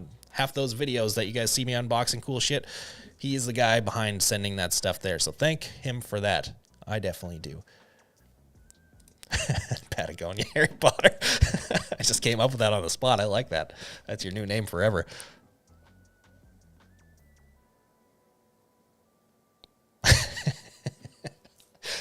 I'm going to make that. I'm going to put that on a shirt now that I got a DTG. Holy shit. Expect that coming to you at some point. Oh, we got another YouTuber in the mix here. We got Stan Banks, T-shirt side hustle. What's up, sir? Another channel to check out. He makes a lot of stuff. I was just talking about fucking heat pressing it. Holy shit, dude. No fucking way. Oh, thank you so much, man. That's insanity. What are you doing? $100 fucking dollars. Well, goddamn, dude. I'm ordering some sushi tonight after I'm done on here. feel special right now. That's fucking awesome. Thank you so much. Craziness. Yeah, as I was about to say, check out his channel. I was talking about DTF and heat transfer stuff, and he covers a shitload of that stuff on his channel, like a ton of it. He works very closely with Supercolor and everything they're doing over there. So if you want to know about DTF, that's the guy to check out, because I really don't know jack shit about that world yet. I will eventually, but for now, he's the guy. So make sure you guys go subscribe to him as well. He's getting close to the 100K number too, actually. He's creeping up. I checked that out the other day. You're getting up there, man. That's awesome. $100. That is fucking bananas. That is the biggest super chat. That's like more super chats than I've ever gotten in my life. Thank you so much.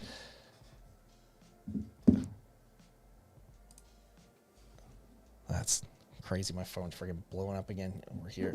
It is killing me. I hate it. I hate it. The fitness thing. Oh, shit. That is so cool. Ronald's texting me right now, actually. What do you got to say? Am I saying something I shouldn't be saying, probably? Don't mention my Ligma comment. Oh, I mentioned it. Tough shit for you. Pull it up on the screen and everything. There's another one about DTF. As I was just saying, go check out T-Shirt Side Hustle, man. He's the DTF wizard at the moment. He knows. Him and also Rich from Hustle Ninjas. They both do a lot of DTF stuff. So check them out. They know, because I certainly do not. I've never put on a DTF transfer in real life. I've felt them and seen them and stuff. They're pretty good, but never interacted with one on the production side yet. So we'll see what that's all about in the next couple of months once I get my machine running and I get to make them for myself. It's going to be fun. Yeah, put you right on Front Street. Oh, shit. Steve Southwick, top 5 songs right now. I don't even need to give you top 5 songs. I'm just going to tell you, Shadow of Intent just released a new album Friday, and it's fucking incredible. So good. Like, so good.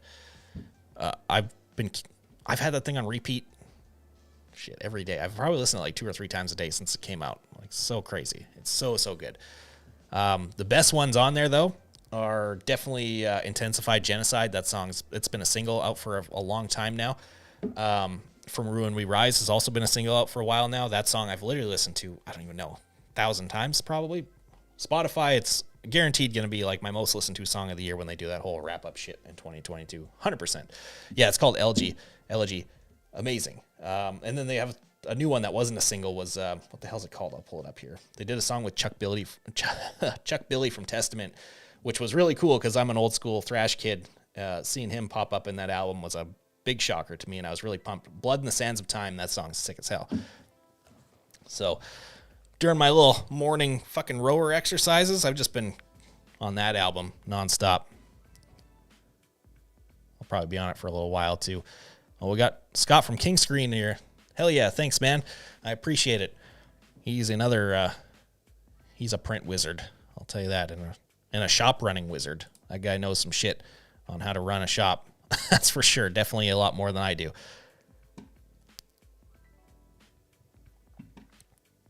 Yeah, man. What's another? Let's pull up my Spotify here. I feel like talking about music because I'm such a nerd for heavy metal. It's ridiculous. There's another another band that's relatively new that I've kind of been getting into. They're called like Of Sulfur. They're from Vegas.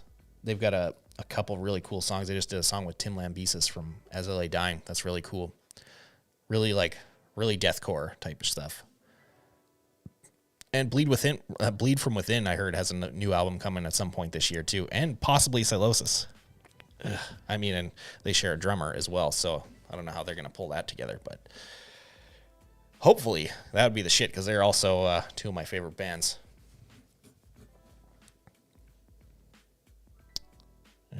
Holy shit.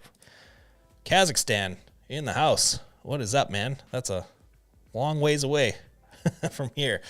That's crazy. We got that kind of reach around here. That's really cool. What's up, dude?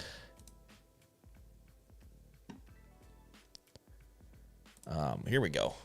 This is a video of mine that blew up that I get obviously a lot of questions about, is the whole printing on boxes thing.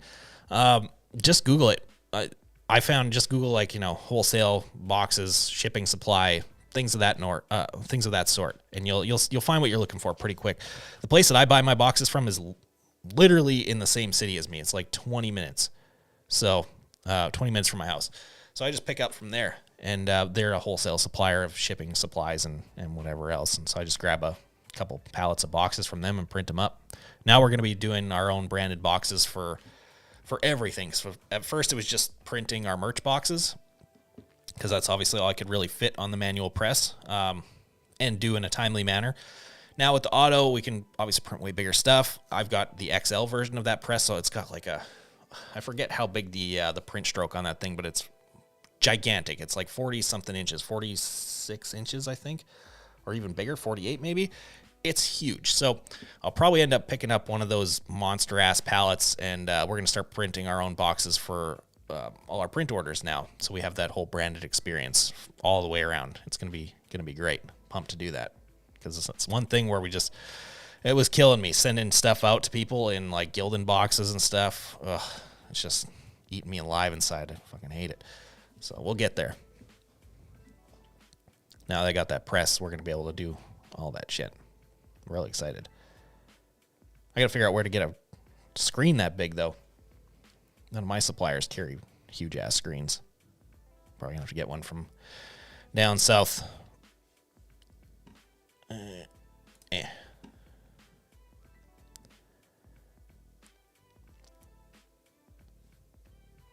right, here we got... Oh, yeah, you already got LG. See that? Who didn't? Who in the metal world right now isn't listening to that album? Like, come on. There we go. John, what is a good white base coat? My favorite white ink for underbase stuff, that has been for the last, I don't know, probably 2 years, I'd say is Willflex Quick White. It's great. Great shit. Mats down really, really well. It also has, like... It's a low bleed ink, so it's got that little bit of a puff factor to it almost. Like, it's not puff by any means, but low bleed inks generally do puff up a tiny little bit as they run through the heat. So even with like really fibrillous shirts, that helps get rid of it a lot, and you end up with smooth prints even, on the worst of things. So it's been really, really good for that type of stuff. The Willflex Bolt is also a good one because it's a low cure ink, so I use that for a lot of fleece stuff that's difficult to print on. I like that one a lot. Another one that I liked was the Rutland Street Fighter was pretty good too. It's a little bit more cost effective. It's not quite as good as the Quick White is. Definitely doesn't have as good a matte down. But some people really swear by that stuff. I think Andy at Shirt Kong has been using that shit for a very long time. But yeah, I like that one as well. It's really good stuff, but definitely Quick White, top of my list, at least for underbases. For just an all-around white though, like, it's not the greatest. It's kind of it doesn't have the brighteners and stuff in it, so it cures not like a bright, crisp white. So I definitely do something else for that. Something like the Willflex Bright Tiger if you're doing a highlight white. That shit is... Dude, that shit is so bright. They put so many optical brighteners in that thing. It's almost blue when you're looking at it. It's really weird. But when you put it down on a shirt, it's fucking white. So I would say one of those for sure. I'm going to start messing around with that again now that I've got an auto, because some of the factors that go into manual printing aren't going to apply as much on the auto, because we're going to have... I'm not going to give away what's going on that auto, but I'll say we'll have assists on that thing to make smooth prints, so I can kind of get away with using different stuff, a little bit thinner inks or whatever else. We'll see. I don't know. I'm going to do a lot of experimenting now that I've got all this extra gear on hand. Held for review. Come on. Really? Mikey Designs just said Willflex whites are the way to go, and apparently that triggers a thing on YouTube. Like, come on, man. Everyone needs a little fucking safe zone apparently these days, to the point where everything is censored. It's disgusting. But anyways, agreed. Willflex whites are they're my favorite by far. I've been using WillFlex stuff for pretty much since I started. I use the Rio kit for all my ink mixing stuff. I've got all the Ryonet Lava colors, which those were made by WillFlex as well. So those are all, WillFlex has been all my favorite stuff so far. I would, however, really like to try some other brands. I heard Monarch is doing some really cool shit, and I'd like to test that out. So we'll see if I can get some people on board. We can do some tests, some test videos. One of these days, I'd really like to do a video like put 8 whites head to head and see what comes out the best on a manual and an auto, and do some real testing for people. I think that'd be really cool.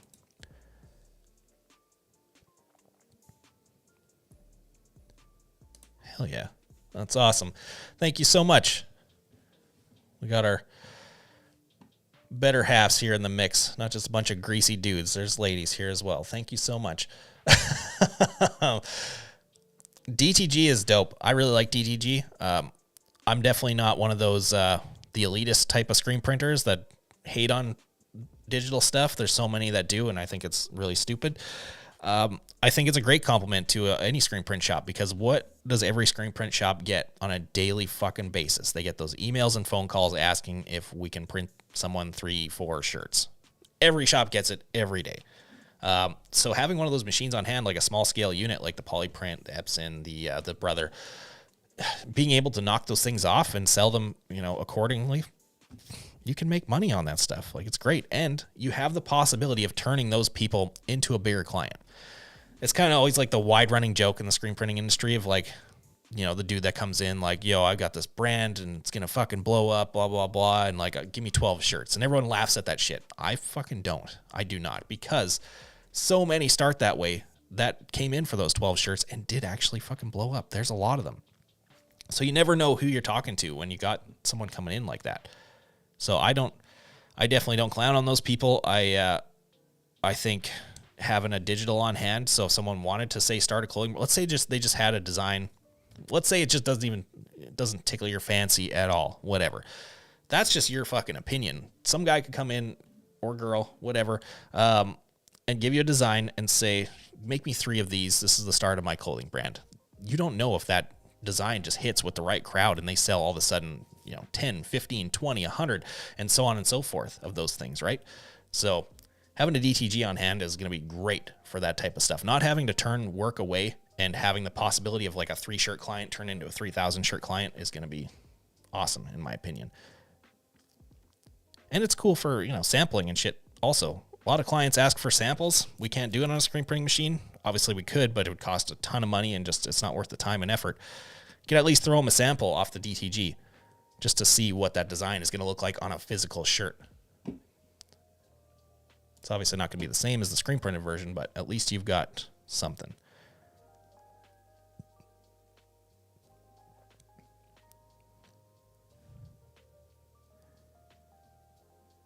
Let's see here. Let's get back down to the bottom of the list. I'm kind of, some of those questions, I go on a little bit and fall behind. Sorry about that. How long? Holy shit, we're almost at 2 hours. I don't want to stop. I really don't. And there's still 105 people here, so we're not. I said I was going to do this for 2 hours when I sat down. Clearly, that's not going to fucking happen. Anyways, what's one thing I like and hate doing? I guess we're talking screen printing. I hate reclaiming screens. I can say it. Well, I don't. I like reclaiming screens. I hate just one portion of it. I hate fucking getting rid of the tape on those things. Drives me nuts. It sucks so bad. No matter how good you are at it, you end up getting ink on yourself at some point in the process, and it's just annoying. So really don't like that part of it, but reclaiming screens after that portion, once you're just at the washout booth, I love that. It's like a little meditation for me. I stick my headphones on and I just focus in on that shit. But one thing I really like doing, obviously, is the printing itself. That's number one in the shop for me. Once you like get to the point of having a design registered, ready to go, and you see that first print come off, so good. Love it. Especially when it's like a really cool design or something that's really complicated and took a lot of time, a lot of effort to set up. There's some good gratification in that, I think. I'm thirsty as hell right now. I don't even think I've taken a sip of water in the last hour. Yep. There you go. Mikey Designs. He knows. Yeah, man. You never know what can grow out of a two shirt order. You really don't.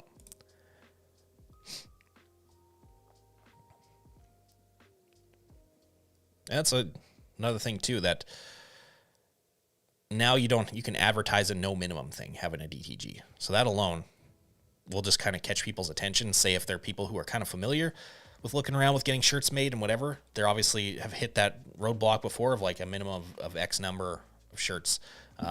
So if you can advertise having no minimums, that's going to grab some people's attention, I think.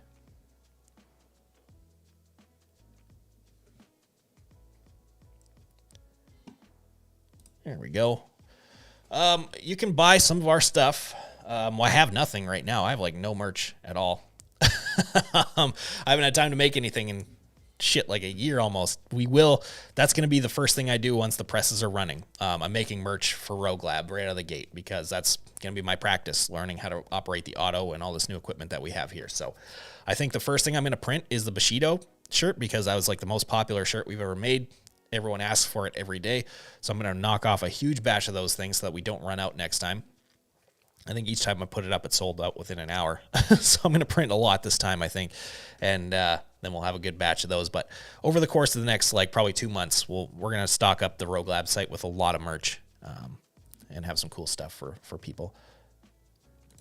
Wheelie's getting his own signature shirt this year. That is the best thing ever. The design for it is so sick. You have no idea how good it is. I can't wait to show that one.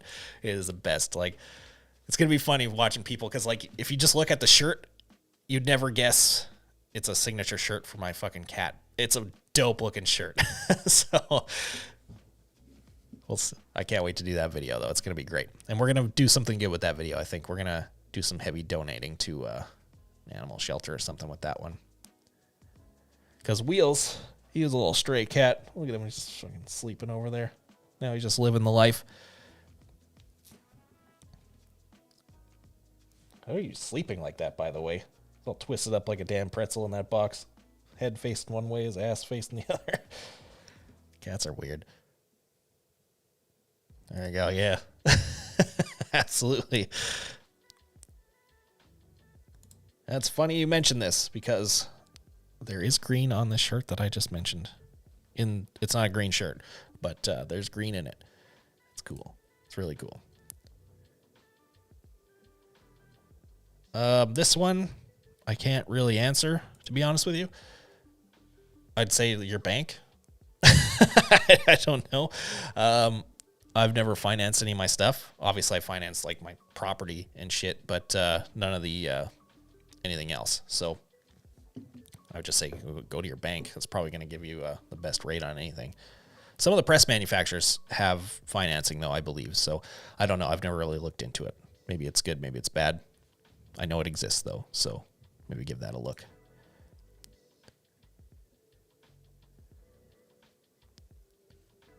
I don't think this thing's caught up here. I'm missing chat. We're like 5 comments behind on this thing. There we go. Another one. That one's caught up now. That's the one I was looking for. Thank you so much, Captain. So you're looking to step up your video and gear game. Well, in the 2K range. How much gear are we talking for 2K? Are we just going to talk like, let's say a camera, a lens, and a microphone? That's probably more or less where we'll have to stick around. In 2K, shit, I would say like, oh no, that camera costs a lot more than that. I was going to say the Sony A7C, but that thing's definitely, I think the body of that alone is $2,000. It's tough because, I mean, my stuff is substantially more than that, obviously. If you look at my videos there, the amount of money I spent in camera gear the last year is just the worst. It's so bad, dude. It's so bad. But in the 2K range, there's quite a bit of good stuff going on. I know Sony's got that little the ZV-10, I believe it is, the new version of the ZV. It's got a detachable lens on it. It's kind of like a dedicated vlogging camera is what they basically did. They got the ZV-1 and the ZV-E10, I think it is. The ZV-1 is just a point-and-shoot camera, and the E10 actually has an interchangeable lens, mic inputs, the works on it. So I would say in the 2K range, you could probably get the body of that and get a good lens on it. A good lens goes a lot further than a good body does, hands down. So definitely spend the money on the lens, and then audio as well too. Honestly, the audio is probably the most important part of the mix. That's something people don't realize. You could have like shit quality video, but if your audio is really bad, people are out of there real quick. So definitely get a good microphone. I use the Rode Video Mic Pro Plus. It's a pricey ass microphone. I think they're like $400. I don't know what that is in US dollars, but in Canadian dollars, I think they're $400. So it's not a cheap mic, but worth every penny. So definitely, if you can swing one of those, go for it, dude. Worth it. But Sony stuff, I'm a Sony fanboy nowadays. That's kind of that changed for me in the last little while. I was a Canon guy for a while, and then Sony. I started off as a Panasonic dude. And those things are, yeah. After testing out my former camera again and seeing what it's like and how bad it was, never again.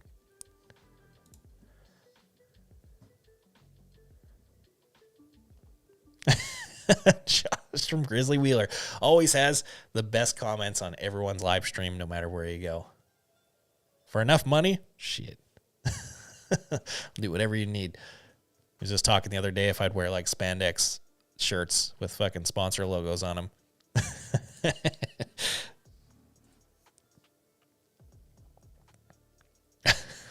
Just got done banging. I like it. All right. So this one, I don't know. Some people I don't know how much they've tried to harm my business, to be honest. Like some people just random assholes from the internet have gone and left us shitty Google reviews and stuff, which whatever, it is what it is. It's kind of unavoidable for me because of the position I'm in and putting my stuff out there like I do. But as far as dealing with the haters, dude, I don't give a shit what anybody has to say about what I'm doing or what I'm about. Not even a little bit. If they got something negative to say about it, that's their problem, not mine. I think it's hilarious, to be honest with you. I read a lot of that stuff because a lot of people send it to me and whatever, thinking I don't know, it's going to bother me or something. I don't fucking care. But it's more comedy to me than anything because they don't realize how much they're actually helping me out. What people like that don't realize is that the more they're talking about me negatively on social media, the more they are, the more they're directing people to what I'm doing. Because on social media, if you look at anything, if you look at on social media, you look at the news, whatever it may be, you could look at a good thing, someone posting about puppies or giving someone congratulations for something, or you can look at something negative as fuck. Which one's going to get more attention? It's always the negative one. That's just what people gravitate to on there. So if someone's talking shit about me on social media, they're unknowingly just cheerleading for me. It's fantastic. I love it. So keep going with it. There's really a whole Facebook group that's almost dedicated to people talking shit.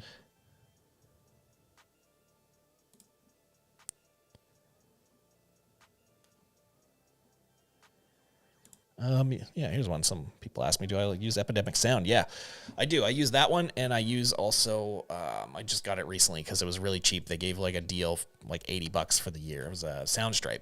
So I've tested out both of those. I've been using Epidemic for a long time, and they're the best so far because they were the first in the game, and they've been around the longest, so they have definitely the most pull to get good music in their stuff. And yeah, dude, I like it a lot. They've definitely gotten better over the last 2 years. Originally, I wasn't a fan, but the last 2 years they've gotten very, very good. It's worth every penny, especially if you're a full-time YouTuber.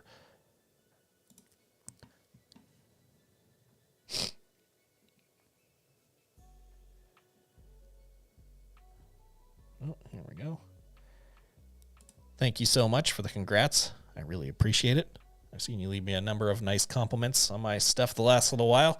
I appreciate those as well. So thank you very much.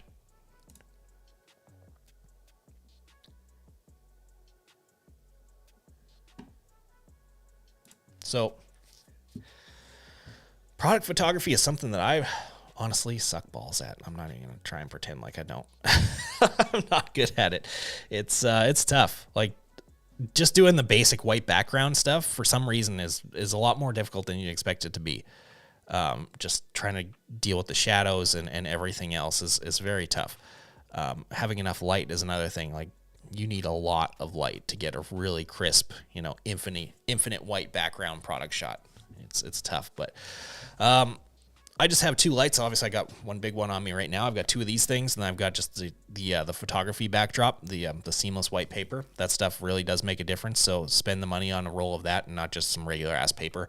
And I just lay it on the ground, lay the stuff on the ground, throw the lights on it, and then spend a lot of time editing it to make it perfect. That's probably the hardest part, is sitting there in Photoshop for hours just making each one exactly the way you want it. I think, dude, I totally forgot to mention Golden Press when I was talking about channels to watch. Now I feel like a piece of shit. Go watch their channel about screen printing stuff. But they also have a video about doing product photography that is really good. They are ninjas at product photography. They're probably the best at it, at least in our realm. They have a whole video that really gets into that stuff, and I think they're going to be doing more about that in the near future. So definitely go check out their stuff on that. You remember that, the taping the shirts to the wall thing? Dude, I thought that was awesome. It was just too much work in the end. It was really cool and kind of original. I just wanted to do something I hadn't seen before, so I was like, fuck, I'll just duct tape the shirt to the wall and just make it look all crazy. And I really, really liked it. I thought it was awesome. But the more I started having to take product photography, and then obviously now I've got the print shop to worry about and everything else, there's just too much stuff to do. And those photos took a really fucking long time to make, and I had to axe that whole thing, unfortunately. But while it was around, it was really, really cool. I think I've still got those photos somewhere on a hard drive. I thought they were awesome. Of course, right after I did it too, I saw someone just straight out copy it like within 2 weeks.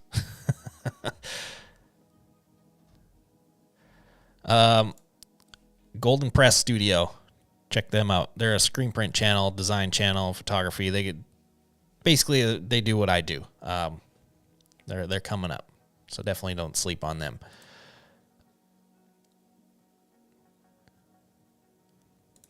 I appreciate this so much. Thank you very much, Philip Silva. Really cool of you to say.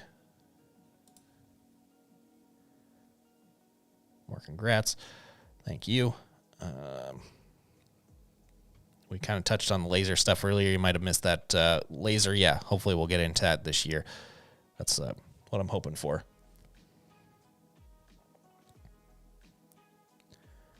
There we go. Here's something complicated. Dennis Walters. So how did I know it was the right time? I didn't. I mean, I kind of did, but I also kind of didn't.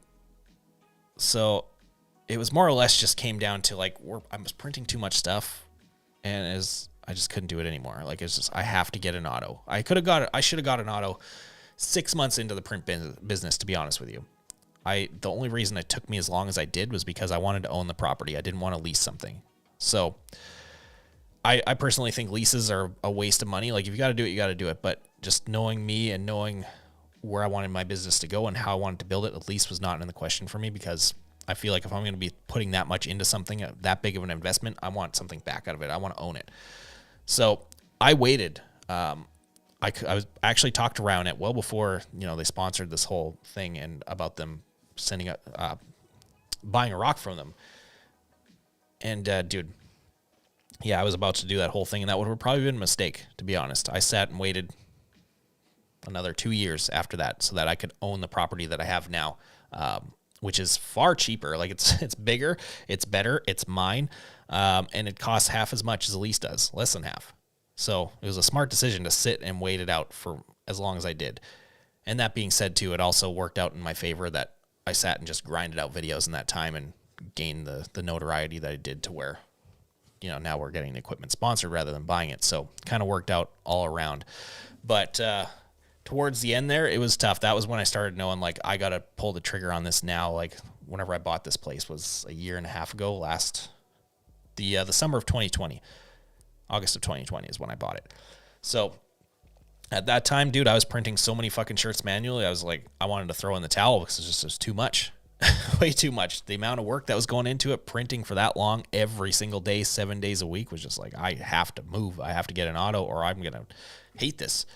So yeah, you want to probably upgrade and do what you need to do before you get to that point. I'll say that much.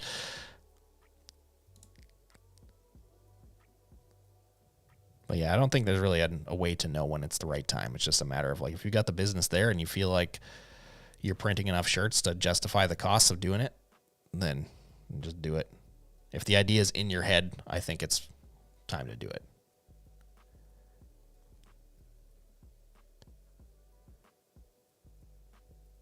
Oh, thank you very much. Let's see here. Yeah. I'm catching up here.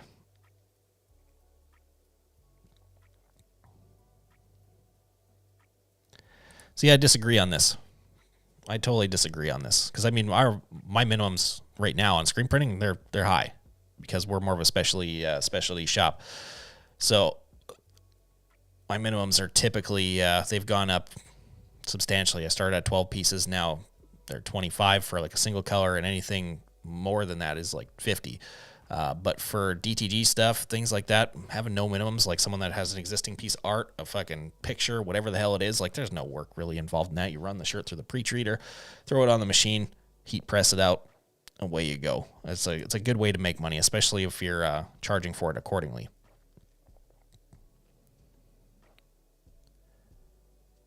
But for anything production related, like there's actual work involved, like serious work, then obviously, yeah, you need minimums. No question about that. Will there be a house tour? I don't know. People actually want to see that? I don't know. Maybe on my other channel. I started a second channel that's going to be about like cameras and stuff, and then I started thinking maybe I'll just make it just an all-around random shit channel where I can make stuff that just would tank on this channel. Absolutely. I've tried making stuff outside of the screen printing realm on this channel, and just people do not like it.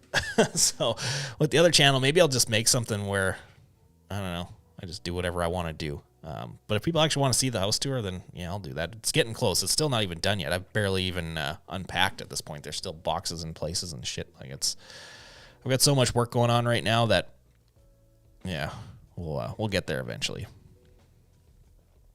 I think I'll be like fully unpacked and set up in the next couple of weeks, and then we got to start building out the basement, which that I'm actually filming because that's going to be cool. I'm going to be setting up the basement as like a full studio, building like a spot to film these things and film videos and a photography area and whatever else. That's definitely going to be like a big vlog I'm filming over the course of a couple of months to put on the other channel. That for sure is happening. Was it the last video or the one previous to that? I think it was the dryer video I showed. I got a solid state phase converter, not a rotary. So yeah, if you look back, I think it's the dryer video. I show what I got exactly. Dude, I wanted to get a rotary because they're a lot fucking cheaper, like less than half the cost of a solid state. But they kind of forced me here to get a solid state just to get the permits and everything else. So yeah, I got a big 50 horsepower solid state. It costs a fortune. What that thing cost, you wouldn't believe it. It's crazy. But it's going to be awesome and have perfect clean power at all our machines, room to upgrade and grow a little bit on that thing. So it's going to be worth it, I think. I hope.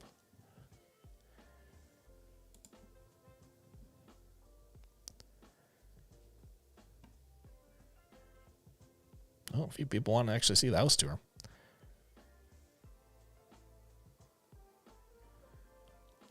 Yeah, maybe we'll actually do that because there's actually a few of these in here, so we'll get there maybe. It is kind of cool, I'm not gonna lie. It's this one actually, like, I would actually want to show on camera. My last one I wouldn't want to show on camera. I barely ever showed my house in videos and shit because it just, I don't know, I just didn't like it. It didn't fit my vibe. It was just like another person's house that I came in and put crap into, you know. This one is like actually my house. It got ripped apart to the studs and it's built the way that I wanted to. Yeah, I like this one a lot. I feel very good here. Feel more at home here in the past where I've been 3 months than the last one I spent 11 years in.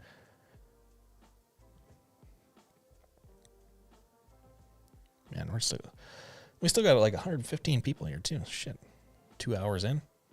I'm starting to get hot as shit with this light blasting on me.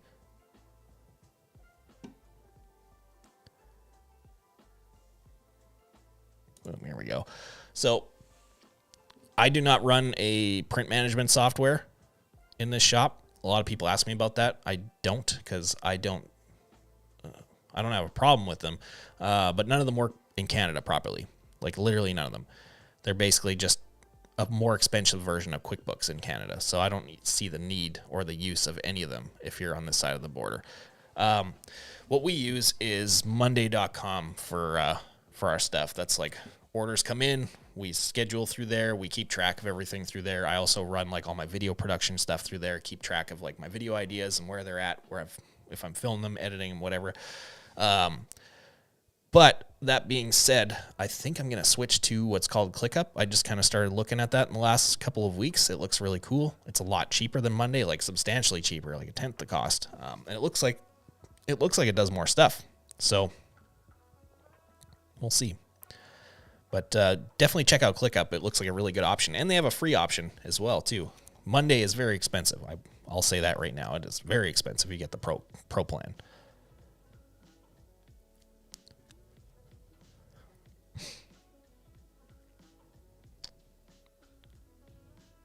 This one.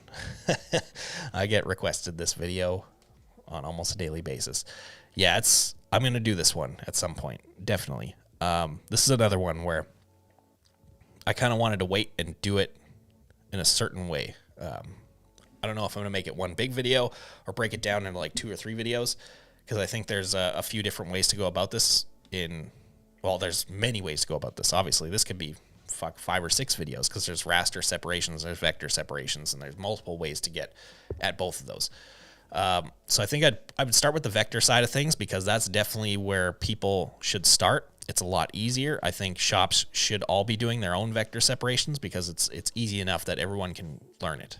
As far as raster stuff and doing like sim process and whatever else, like that's definitely a lot more complicated, and you need a certain amount of knowledge to do that stuff. But vector, however, is very, very easy.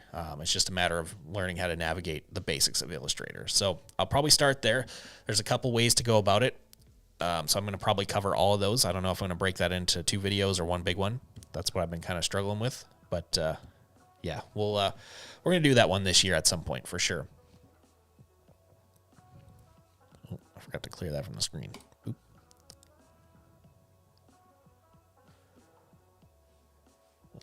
It's going up now. Shit. 118. More congrats on the 100K. Thank you. Manual printing made me buff. It does that to you. You get the old Popeye forearms. I got those going on. Oh, Wheels is awake. You gonna come say hi to everybody? You're almost there. There you go. Do his typical pacing in front of the camera. Yeah. At least he's showing you his face and not his asshole like I'm getting right now. Usually it's the other way around. Okay. Are you hanging out or are you leaving? You gotta pick one. I'm gonna toss you off this desk. All right, you're out of here. Yeah.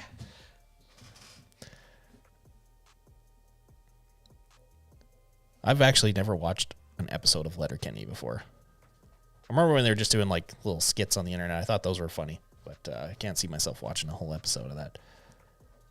Maybe it's good. I don't know.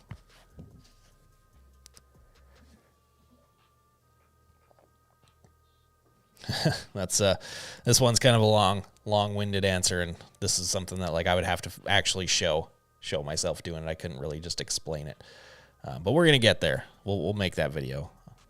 I feel like I need to make that video just because of how many people have asked about it.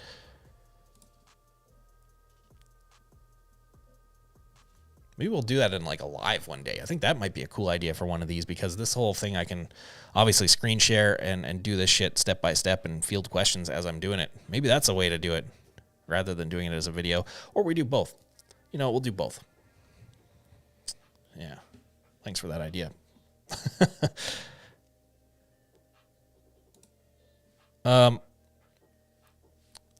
Yeah, so the physical fatigue with printing, really no way around that, man. It sucks.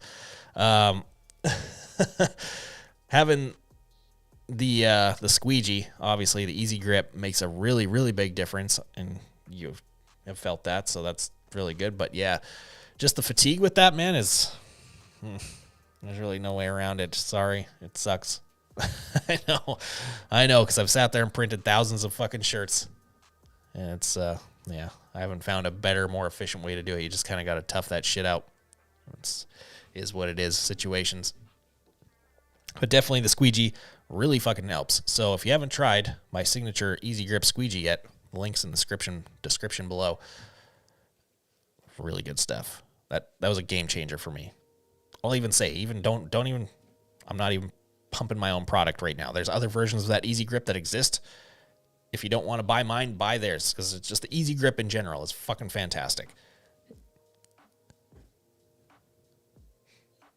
I would never be able to pull a print without that thing. That I will say. But yeah, you kind of just gotta tough it out. I would try and I would do it in like little 2-hour chunks usually, and then take a little break and then come back again. I almost had to in the old shop because it was so goddamn hot. It'd be like 1,000 degrees in there, so I could only sit in there for a short amount of time anyways, and then have to go upstairs to the air conditioning and cool off. Oh yeah, right as I say that too. Old Josh from Mikey Designs, he got it.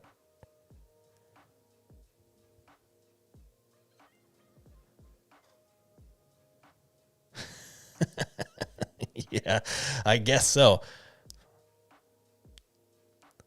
I think we get into it because it just looks really cool and really fun, and it is, until you start printing large amounts of stuff, and then it starts becoming less cool in terms of having to deal with all the fatigue and the heat and everything else. Over time, it gets a little bit more difficult. It's not for the faint of heart, that's for sure. I made sure to install a big motherfucking air conditioner in this shop so that hopefully the heat is under control in there. I don't have any additional ventilation in my shop. In my old little basement setup, I only had a dryer vent going off the fucking dryer and routed around the top of the ledge and out the window. That's literally all I had. And that's all you need. Unless you're doing something something like discharge where there's actual bad fumes flying around in the air, then with plastisol and stuff, you don't really need a lot. As long as you get that thing vented outside and you're getting that smoke out of there, for the most part, it's okay. So, but it still will smoke up a small area with just what's coming out of the end of the dryer, because it doesn't catch everything, obviously. Not unless you have active ventilation, really sucking that shit out of there. Like I do with this new dryer. This new one has a whole setup on the end of the dryer that's going to hopefully pull all the fumes out of there, and we won't have any stuff floating around in the air. That'd be nice. There he is right there. I was just talking about Golden Press a little while ago. Yeah. Me and Jared, man. Like this. There's camera nerds. Camera nerds unite. It's the only other camera nerd I know, so we sit there and geek out about that shit for hours. It's a lot of fun. I can't talk about that with anybody else, because anytime I bring up camera stuff with a normal human being, they just look at me with this glazed over look on their face, oh well, this fucking guy, shut up already. It's a little different with him. Oh, here we go. This is a cool one. With sponsorships, usually come requirements. Absolutely. What if any did the sponsorships? So when I do sponsorship stuff on my channel, that is the first thing that I lay down on the table, is that I'm going to do things the way that I'm going to do things. I'm going to say what I'm going to say. If you can't get on board with that, then fucking beat it. Period. I've been in that position before, back when I was riding for a living, where I had to, big corporate sponsors where I had to look a certain way, talk a certain way, act a certain way. And it sucked. It was terrible. It was the fucking worst idea ever. So when I started getting into this stuff, and obviously opportunities started coming up, that was the first thing that popped in my head. I'm not going to get stuck in that whole bullshit cycle ever again. So when companies wanted to work with me on this stuff, I would just say straight up, you've seen the videos, how I talk, how I act, whatever. that's why people are watching them, because I'm being a real human being, and you're not going to change that no matter what. You can't give me enough money or give me enough equipment or give me whatever the fuck you want to give me. I'm not changing that for anybody. So either you get on board with that or you can fucking hit the bricks. And thankfully, with all the sponsors I do work with, they love that. They're totally into that and support it. They realize that, like companies like Ryonet realize that people are here because I'm a real human being, that I'm going to not bullshit anybody and whatever. That's why people like my stuff, I think, anyways. So thankfully the companies I work with, they realize that, and they basically they let me do whatever I want to do. I only have to just make videos, including their stuff, and I just do it the way that I want to do it. And that's great. I don't have to send it to anybody for approval. I don't have to, hear about any shit if I do something wrong or whatever. It's just, it's a real easy relationship with all these people. It's amazing. So very grateful for that I stood my ground on that, and it's paid off. Because a lot of people think, like, because I'm getting sponsored stuff, I'm going to sit there and just make sure I talk it up all great and whatever else. And I don't, if something sucks, like let's say if any of the new equipment that I got here in this new shop, any of it sucks ass for some reason, don't think for a second that I'm not going to include that in a video, because I definitely will. So I don't want to lead you guys in the wrong direction. I'd much rather have your guys' trust than theirs any day of the week. And that's just the reality of it.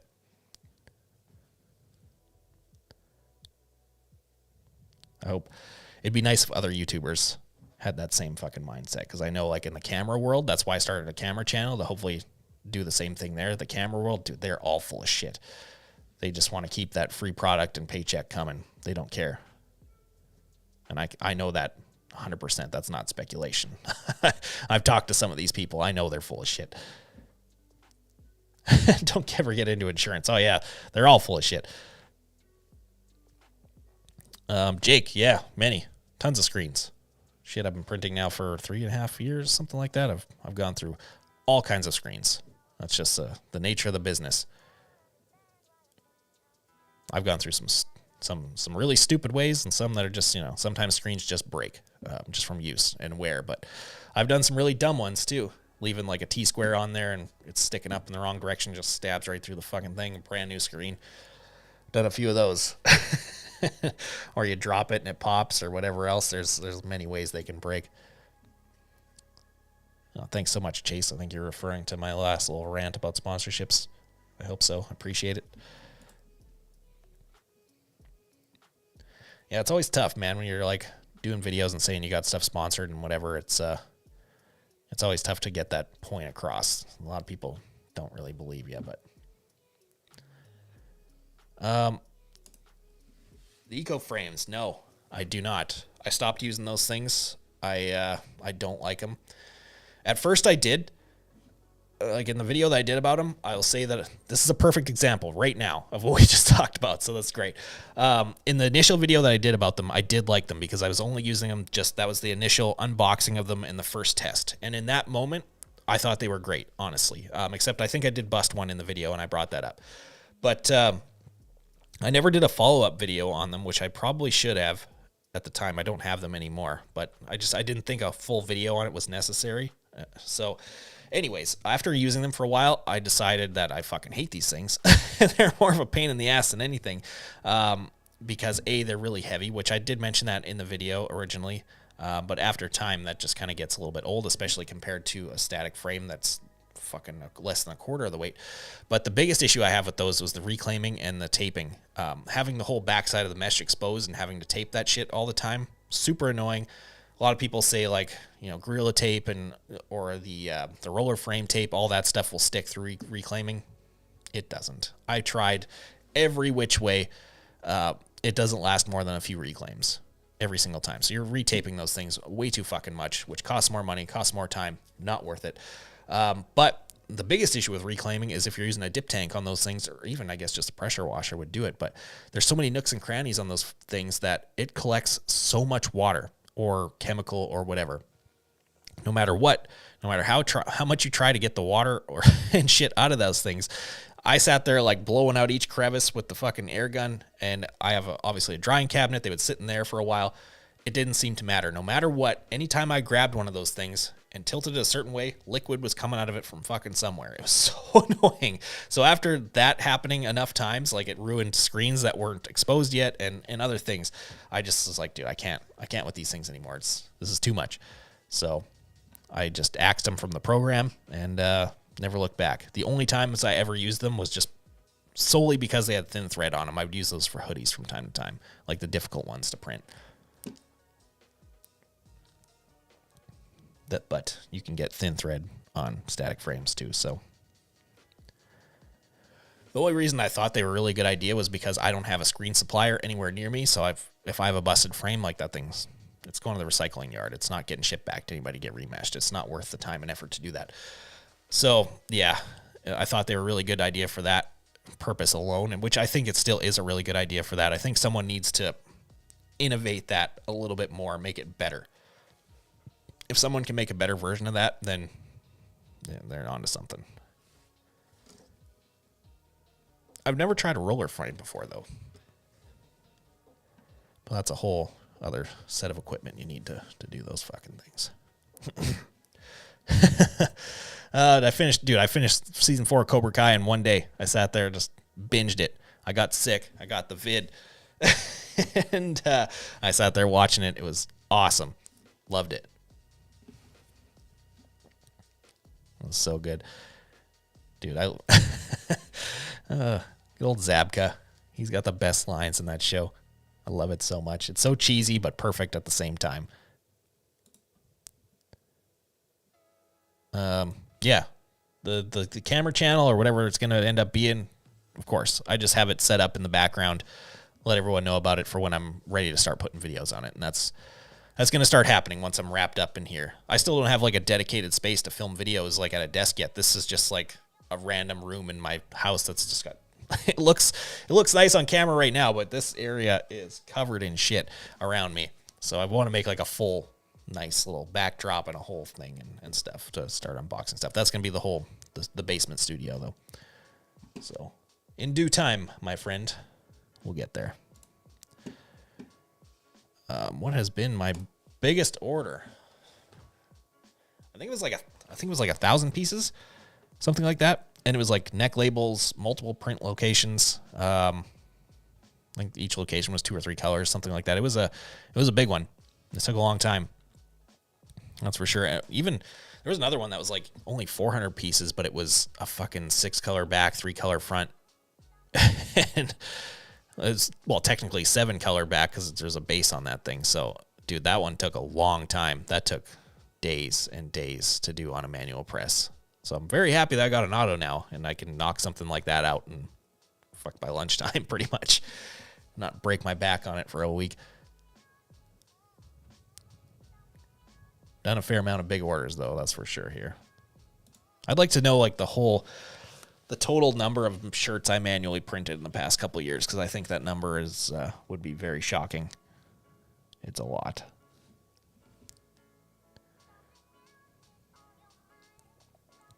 Nice. We got another polyprint person in here. That's awesome to see. I'm joining the club soon. I got to get that machine fired up right away and start learning the ropes. Man, what do we got here? We still got 118 people in the mix. God damn. This is good stuff. What, 2.5 hours? Should probably, how long should I go for here? Maybe do like another 20, something like that. I feel like comments are starting to wind down a little bit, so we'll probably shut this thing down and let's say like 20 minutes, something like that. I got to, you know what? Thanks to T-Shirt Side Hustle, if you're still here again, Stan Banks, I'm going to be ordering some delicious-ass dinner tonight, thanks to you. So let's see what time they're open till, and that'll determine how long I continue the stream for. This is riveting content, by the way, isn't it? 10 out of 10. Oh, fuck. Just failing hard here at the end of the stream. It's just going downhill. Why is anybody watching this? Oh, the sushi place is already closed anyways. All right, well, looks like I'm shit out of luck. Gerber Transportation. You can expect to place orders if you've sent me an email before, which you may have. I recognize your name from somewhere. I told a lot of people like that have sent in our quote form that we're putting you on a waiting list, and you'll hear from us when the shop is running. And that's really like the best that I can do. I don't want to put a date on it, just because at this point we're like 6 months behind. So I don't want to tell people such and such a day and then something else fucking pops up, because it seems like every time something new happens and then something happens after that, and it's just, it's the worst. So my estimate currently is like a month, I would say. We're about a week, maybe 2 out from the electricity end being done, and then I can get the rock installer in here to finish up what he's doing, and after that, we're ready to roll. So optimistically, I want to say like 3-4 weeks, but if you're on our print wait list, then you'll get an email when we're ready to go, and then we're just going to take those in at a matter of priority. Whoever's first come, first serve type of deal. So it's going to be, I feel like that's going to be mayhem when we open that whole floodgate up.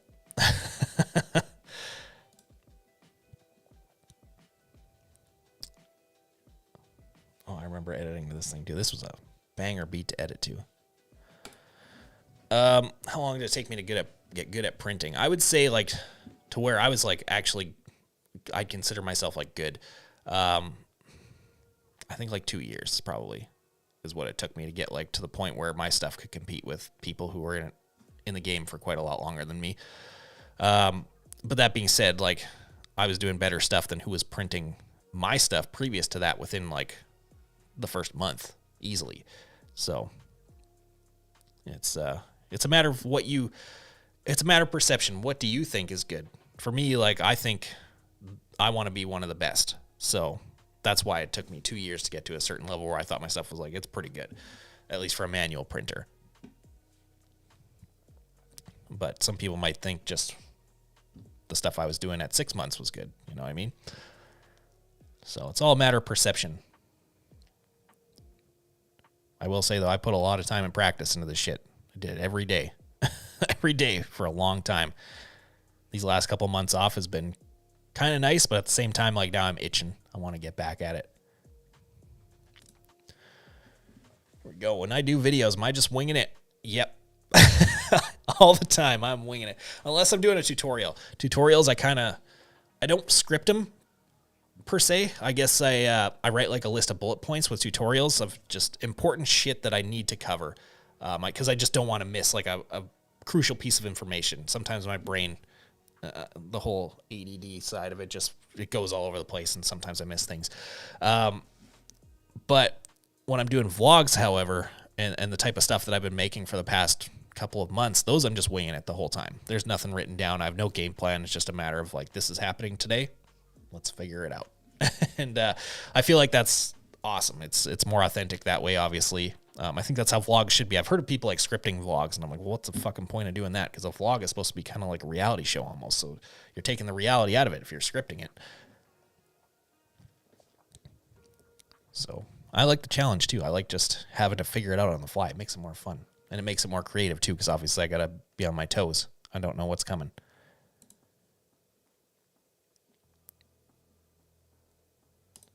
More videos with CMYK. Yeah, I should probably do some more 4-color process stuff, because my only video on it was the first time I ever did it. So I should probably touch on that subject a little bit more now that I've kind of gotten a lot better at it. But in that video, like the first time ever doing it, that shit turned out really good. Still to this day, I look back on that one, I'm like, man, that was one of those ones where I was like pumped afterwards. You know what I mean? I expected that video to fail when I started making it. I did not expect it to come out as well as it did. So yeah, that's an impressive video to me to this day, but I've definitely gotten better at it since. I've done a lot more complex stuff, and I should probably do another video on that. I just need to make a cool piece of art for it.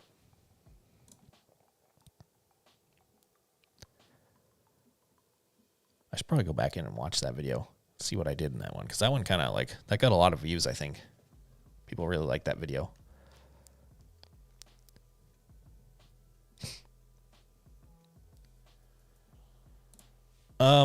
Yeah, sticker stuff. This is a topic that anytime I've done it has kind of tanked. People just don't want to see me doing it. I did like in the most recent, I'd say like couple of months, I did a video where I printed a graphic kit for Partzilla and installed it. And I thought that was like one of the best videos I've done in a long time. I thought that one was really well put together, edited really well. And it just like, it got shit for views. Nobody cared. But that I also don't care about that. I want to cover everything we do in this shop. So whether it gets views or not, I'm definitely going to cover sticker stuff and whatever else. Just right now, my priority is obviously building the shop and everything around that. So once we get past all this stuff and get back to work, then I'm going to start covering more stuff with the vinyl side and whatever else. I haven't even shown that in any of the videos yet. Like my garage at this house, that's where all the vinyl equipment is, because obviously the main shop isn't big enough. So this garage on this house is much bigger than my last one, and I've got everything set up in there. It's a much better workflow. It's, I'd say, like 70% done. I just basically got to go through there and put a bunch of crap away, figure out places for things, and we'll be ready in there. So we'll definitely cover that stuff when we start running again.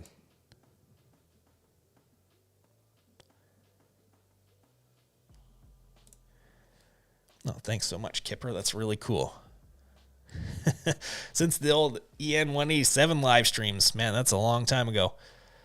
Long time ago. He's got a new channel now too. If you haven't found it yet, he's got a new channel about like his whole growing and whatever else he's got going on there. It's called Hi Again, I believe. It's I watched a couple of his new videos. I didn't even know it existed. He messaged me from a new Instagram account like a couple weeks ago, and I'm like, who the fuck is this guy? And it turned out it was Neil. I was like, oh, no way. So I went and checked out some of his stuff. It's pretty good stuff. I like Neil. He's a fucking great guy. But yeah, it's a long time ago, man. You've been around a while. Thanks so much for sticking around.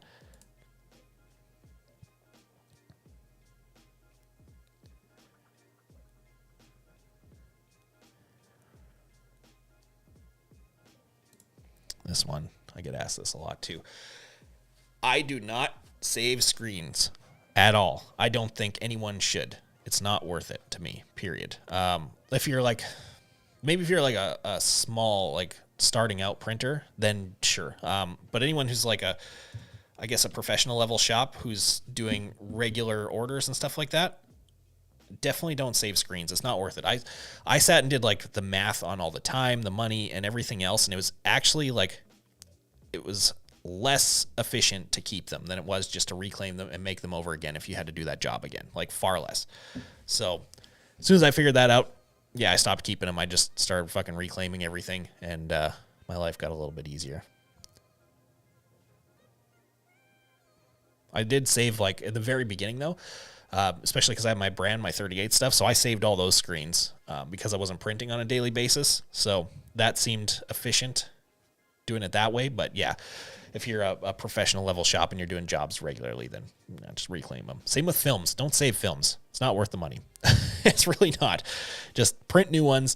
A film costs like 30, 40 cents. Those films are recyclable, so you're not like shitting on the environment or anything.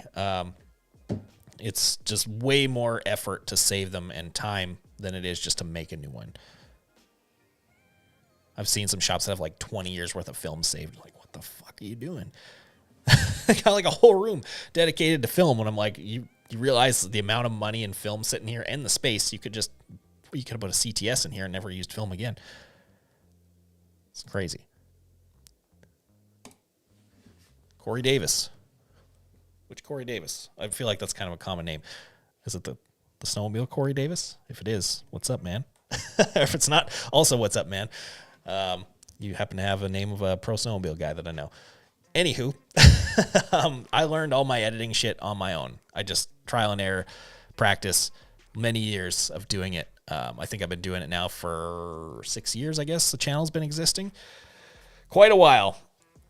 So if you watch the early content, it's bad. It's so bad. So bad. It took a while to kind of get the hang of it and shit. I don't know.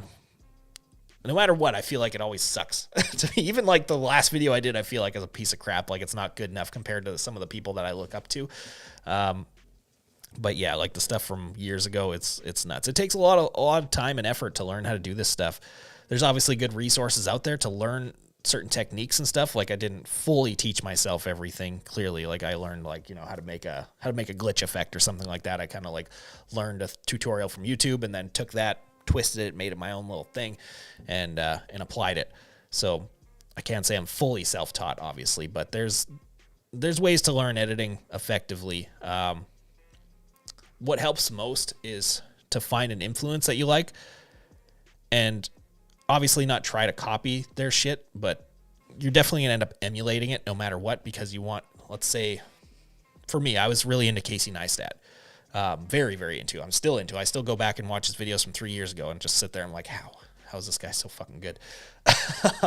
So at first, I just tried to like do a lot of things that he was doing, the time lapses and whatever else, and just the way he put a story together. I would kind of emulate him a little bit, and then eventually through that, I figured out a way to piece it together differently and develop my own style with that. So you probably start off just really emulating a channel that you really want to see, and that's definitely the best and fastest way to go about it, and then use that as a building block to make your own thing in the long run.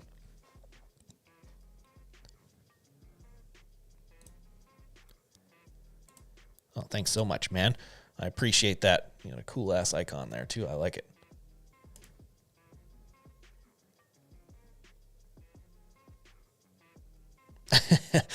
Joshua Clark. Yeah, man. Designing for our own stuff is so much harder than it is for clients. They are far less picky than me. Ask Dan of what it's like to design stuff like when I'm making the decisions, because he's the one that's got to fucking deal with me. It's not always nice. It's so much worse. I'm far more critical. Yeah, it's a lot harder because I feel like because it's our own stuff and it's our name on it, that it has to be at a whole other level almost. Yeah, it's a tough thing, man. But sometimes, like, you know, stuff just comes out that just first try, it's fucking awesome. We're dealing with that right now with the 38 rebrand. I'm rebranding that whole company. So we're coming up with a new logo and branding for it. Obviously, that's different than like a T design. A T design or something like that, it's a lot more flexible because that's not something that's going to exist forever. You know what I mean? So it's like if there's little things here and there that you feel like, I don't know, I don't like this or this might not work, you can kind of get away with that stuff because it's not your permanent thing. Whereas with a logo, that's pretty fucking permanent. So with the logo, we're really fighting this one. We have been for months. It's tough to get around. We'll get there though. It's just going to take some time, a lot of practicing, and a lot more of Dan getting frustrated with me.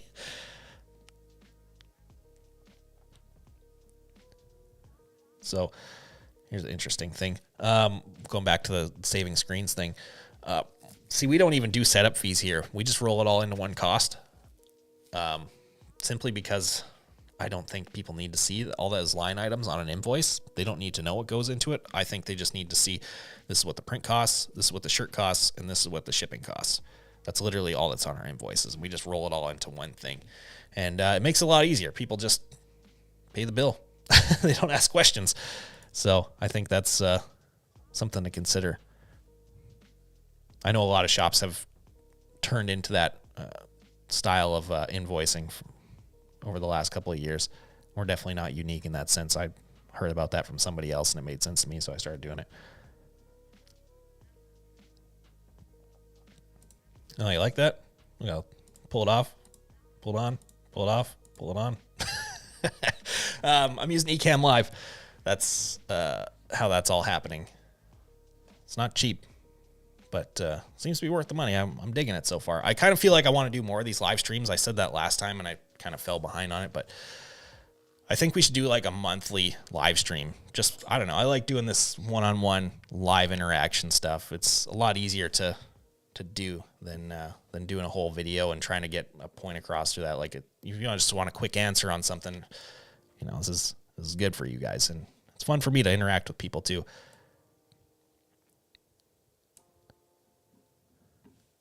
Anyways, let's get you. Oh shit, I lost my fucking spot in the comments. How much longer do we got here? Let's say we got like 6 minutes. My spine. Been hunched over this desk for 2 hours now. Yeah, let's do a couple more, and then I'm gonna wrap this bad boy up. There's still 108 people here, though. Amazing. Thank you guys for sticking around, watching my boring ass talk about nothing. I appreciate it.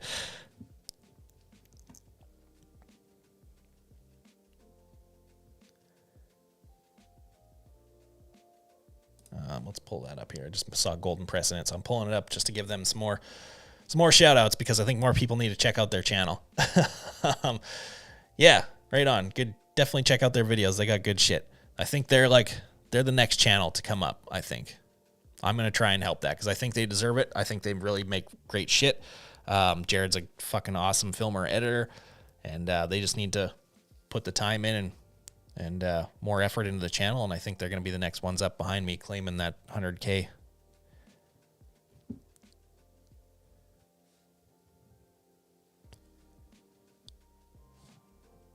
What the hell is that? Well, there's... Sorry, I just clicked a thing here that I didn't even know existed. There's sound effects in this app, too. What the hell is this?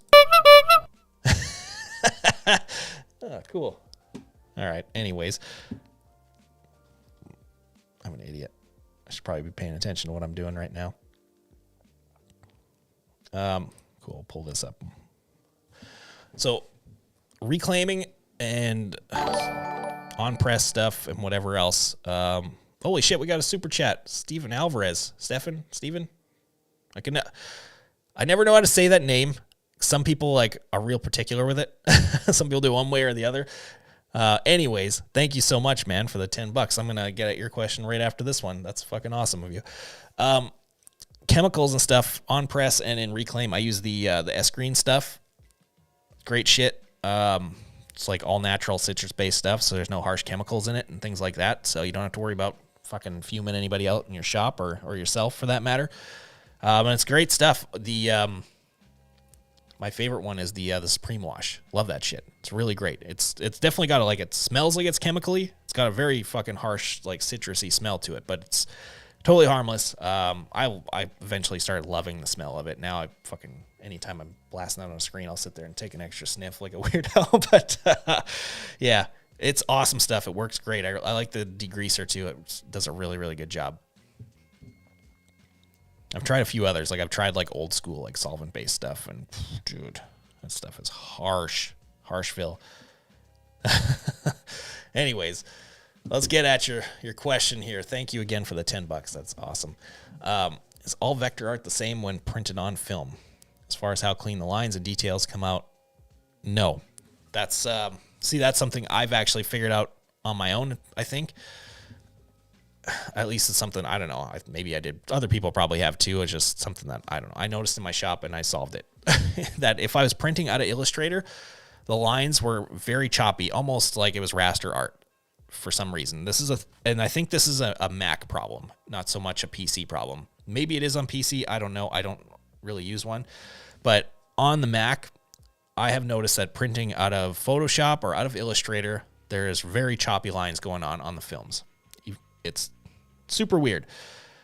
What I narrowed it down to was the PostScript processing when it comes to printing stuff out of there. I thought that was having an issue. So I did an experiment, and I actually would start saving stuff. I saved something as a PDF rather than printing out of AI, and I printed it out of Adobe Acrobat. And because Acrobat, you can print separations out of there and all that type of stuff. So I would actually make the separations in Illustrator, pull them into Acrobat, and print. And as soon as I start printing out of Acrobat, because it's got some of the best PostScript processing for printing, those problems went away immediately. So that's my workflow actually when I'm doing separations. I'll do it in Illustrator, Photoshop, whatever, do what I need to do, then save it as a PDF, pull it into Acrobat, and print the films out of there. And problem solved. I don't know if that's a PC thing or not. I should test that. So actually, I do have obviously good PCs now. I made a build video on it a long time ago. I pretty much just use that to play Elder Scrolls like a dork, but I should do a test on that and see if that's an issue on PC as well, and if there's a workaround for that too, or if that's maybe just a isolated Mac thing. That's another problem we talked earlier about Adobe, my issues with Adobe.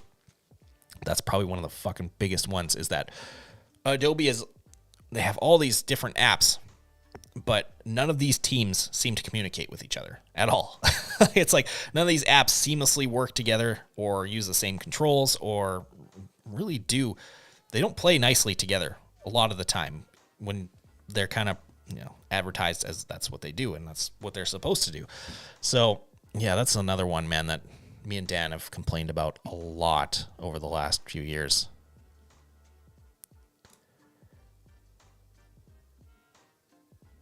Again, if someone from Adobe sees this, get your shit together. So let's knock out. We already went past. I did that 6 minutes on that whole thing. Let's knock out. Let's do 2 more, and then I'm gonna wrap up this damn stream here. I'm hungry as hell. So if you got a really cool question for me, now's the time. I'm gonna start scrolling through the comments, just in case there's something that I missed. Oh, there we go. That's not a question, but this is something that's come up a lot lately is affinity, and we've actually messed around with it a little bit too. I've got mixed feelings about affinity still. I haven't put enough time into it to really really learn it and utilize what it can do. Dan loves it. I know that. We're considering maybe, I don't know if we would do a full-blown switch over, but I think we're going to start integrating it a little more and seeing what it can do. And just seeing if it's possible to fully switch over, at least for our workflow. I know they're definitely getting better, that's for sure. I have Affinity on this iPad that's in front of me right now. I've used it once. I have to get the desktop version. I really don't like doing stuff on the iPad. Dan does not have his own channel. He's got his own Instagram, though. We're going to start doing some stuff with Dan on the channel this year, though. We've got some plans for it. I'm going to pull up his Instagram right here and just throw it at the camera. Yeah, we're going to get him on some videos and stuff. I want to do some more pro-level design videos this year because obviously I'm mediocre and he's at a fucking whole different level than me. So we're going to start planning some videos together and get him making some stuff on the channel too. I just got to get him used to having a camera in his face. It's tough. It takes a long time to get used to and be able to talk and not be really weird. There we go. There's this thing. It's rogue_Dan. If this camera will focus on that. Oh, come on. You're almost there. Oh, you son of a bitch. There it is. There you go. Rogue Dan. So get at him on Instagram. He needs more followers. Oh, he's almost at 2,000. He's getting there. He's got good stuff on there. He doesn't post enough. Sometimes he does stories and shows a little bit of the process of what he's doing. We're definitely going to do videos on font creation, like making typefaces, because that's been a thing we've really got into around here in the past couple of years.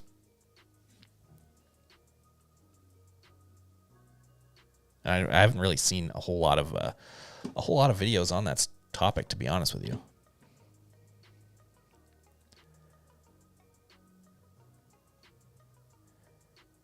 Ooh.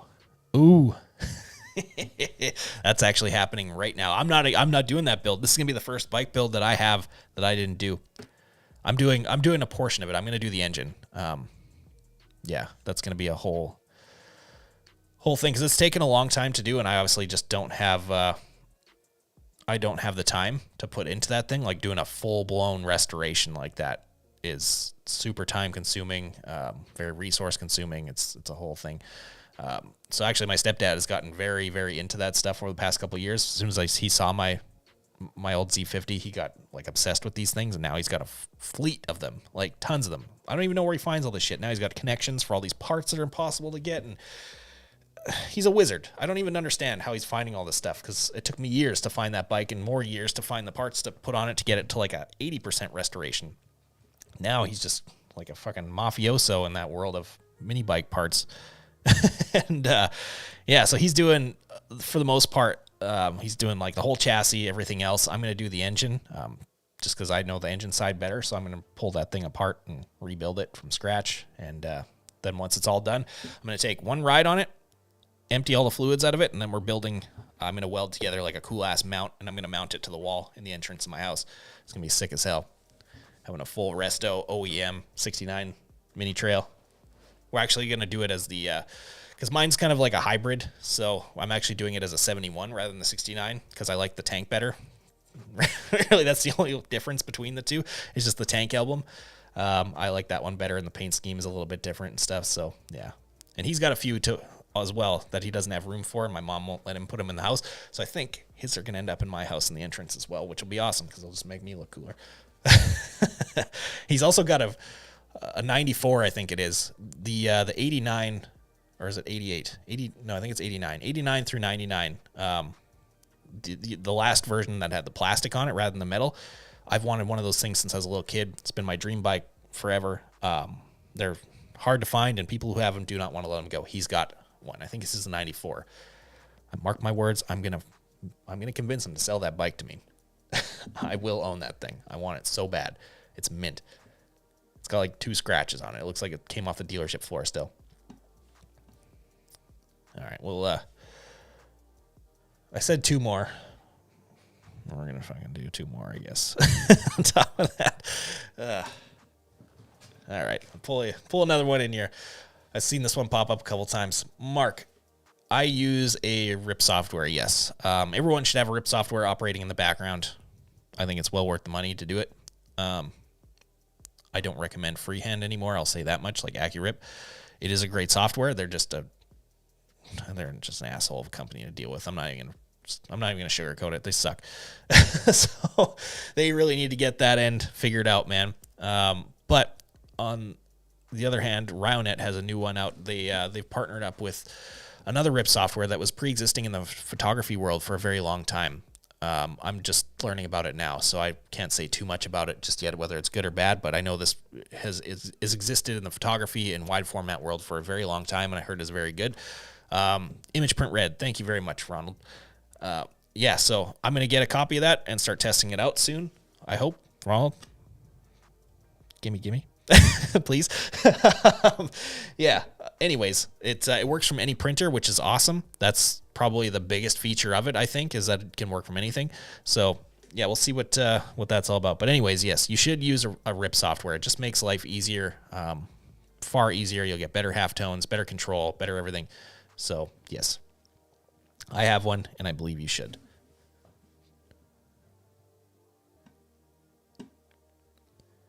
Oh, what we got here? He threw $2 in there just to get it out there. Thank you very much, sir. Yeah, Image Print Red. So that's the one. I was kind of looking into it when he told me about it, but I didn't have a ton of time. I just kind of did like a quick 15-minute browse on it on their the website of the place that they make the OG version. So looks like cool stuff. I'd say that. I've got that new printer too, so maybe I can put them like head to head, because I do still have AccuRip, and now I've got the T3270, so we'll do that one and maybe Image Print side by side, see if there's any difference, see if there's workflow differences or if there's failures on either one of them, something like that. I don't know. Maybe there's a way to test them. Ooh, I think this is perfect to end it off on right here. My biggest goal for this year, which honestly I don't even fucking answer for, so I'm just gonna make it up right now, because that's something I don't think about enough, which I probably should.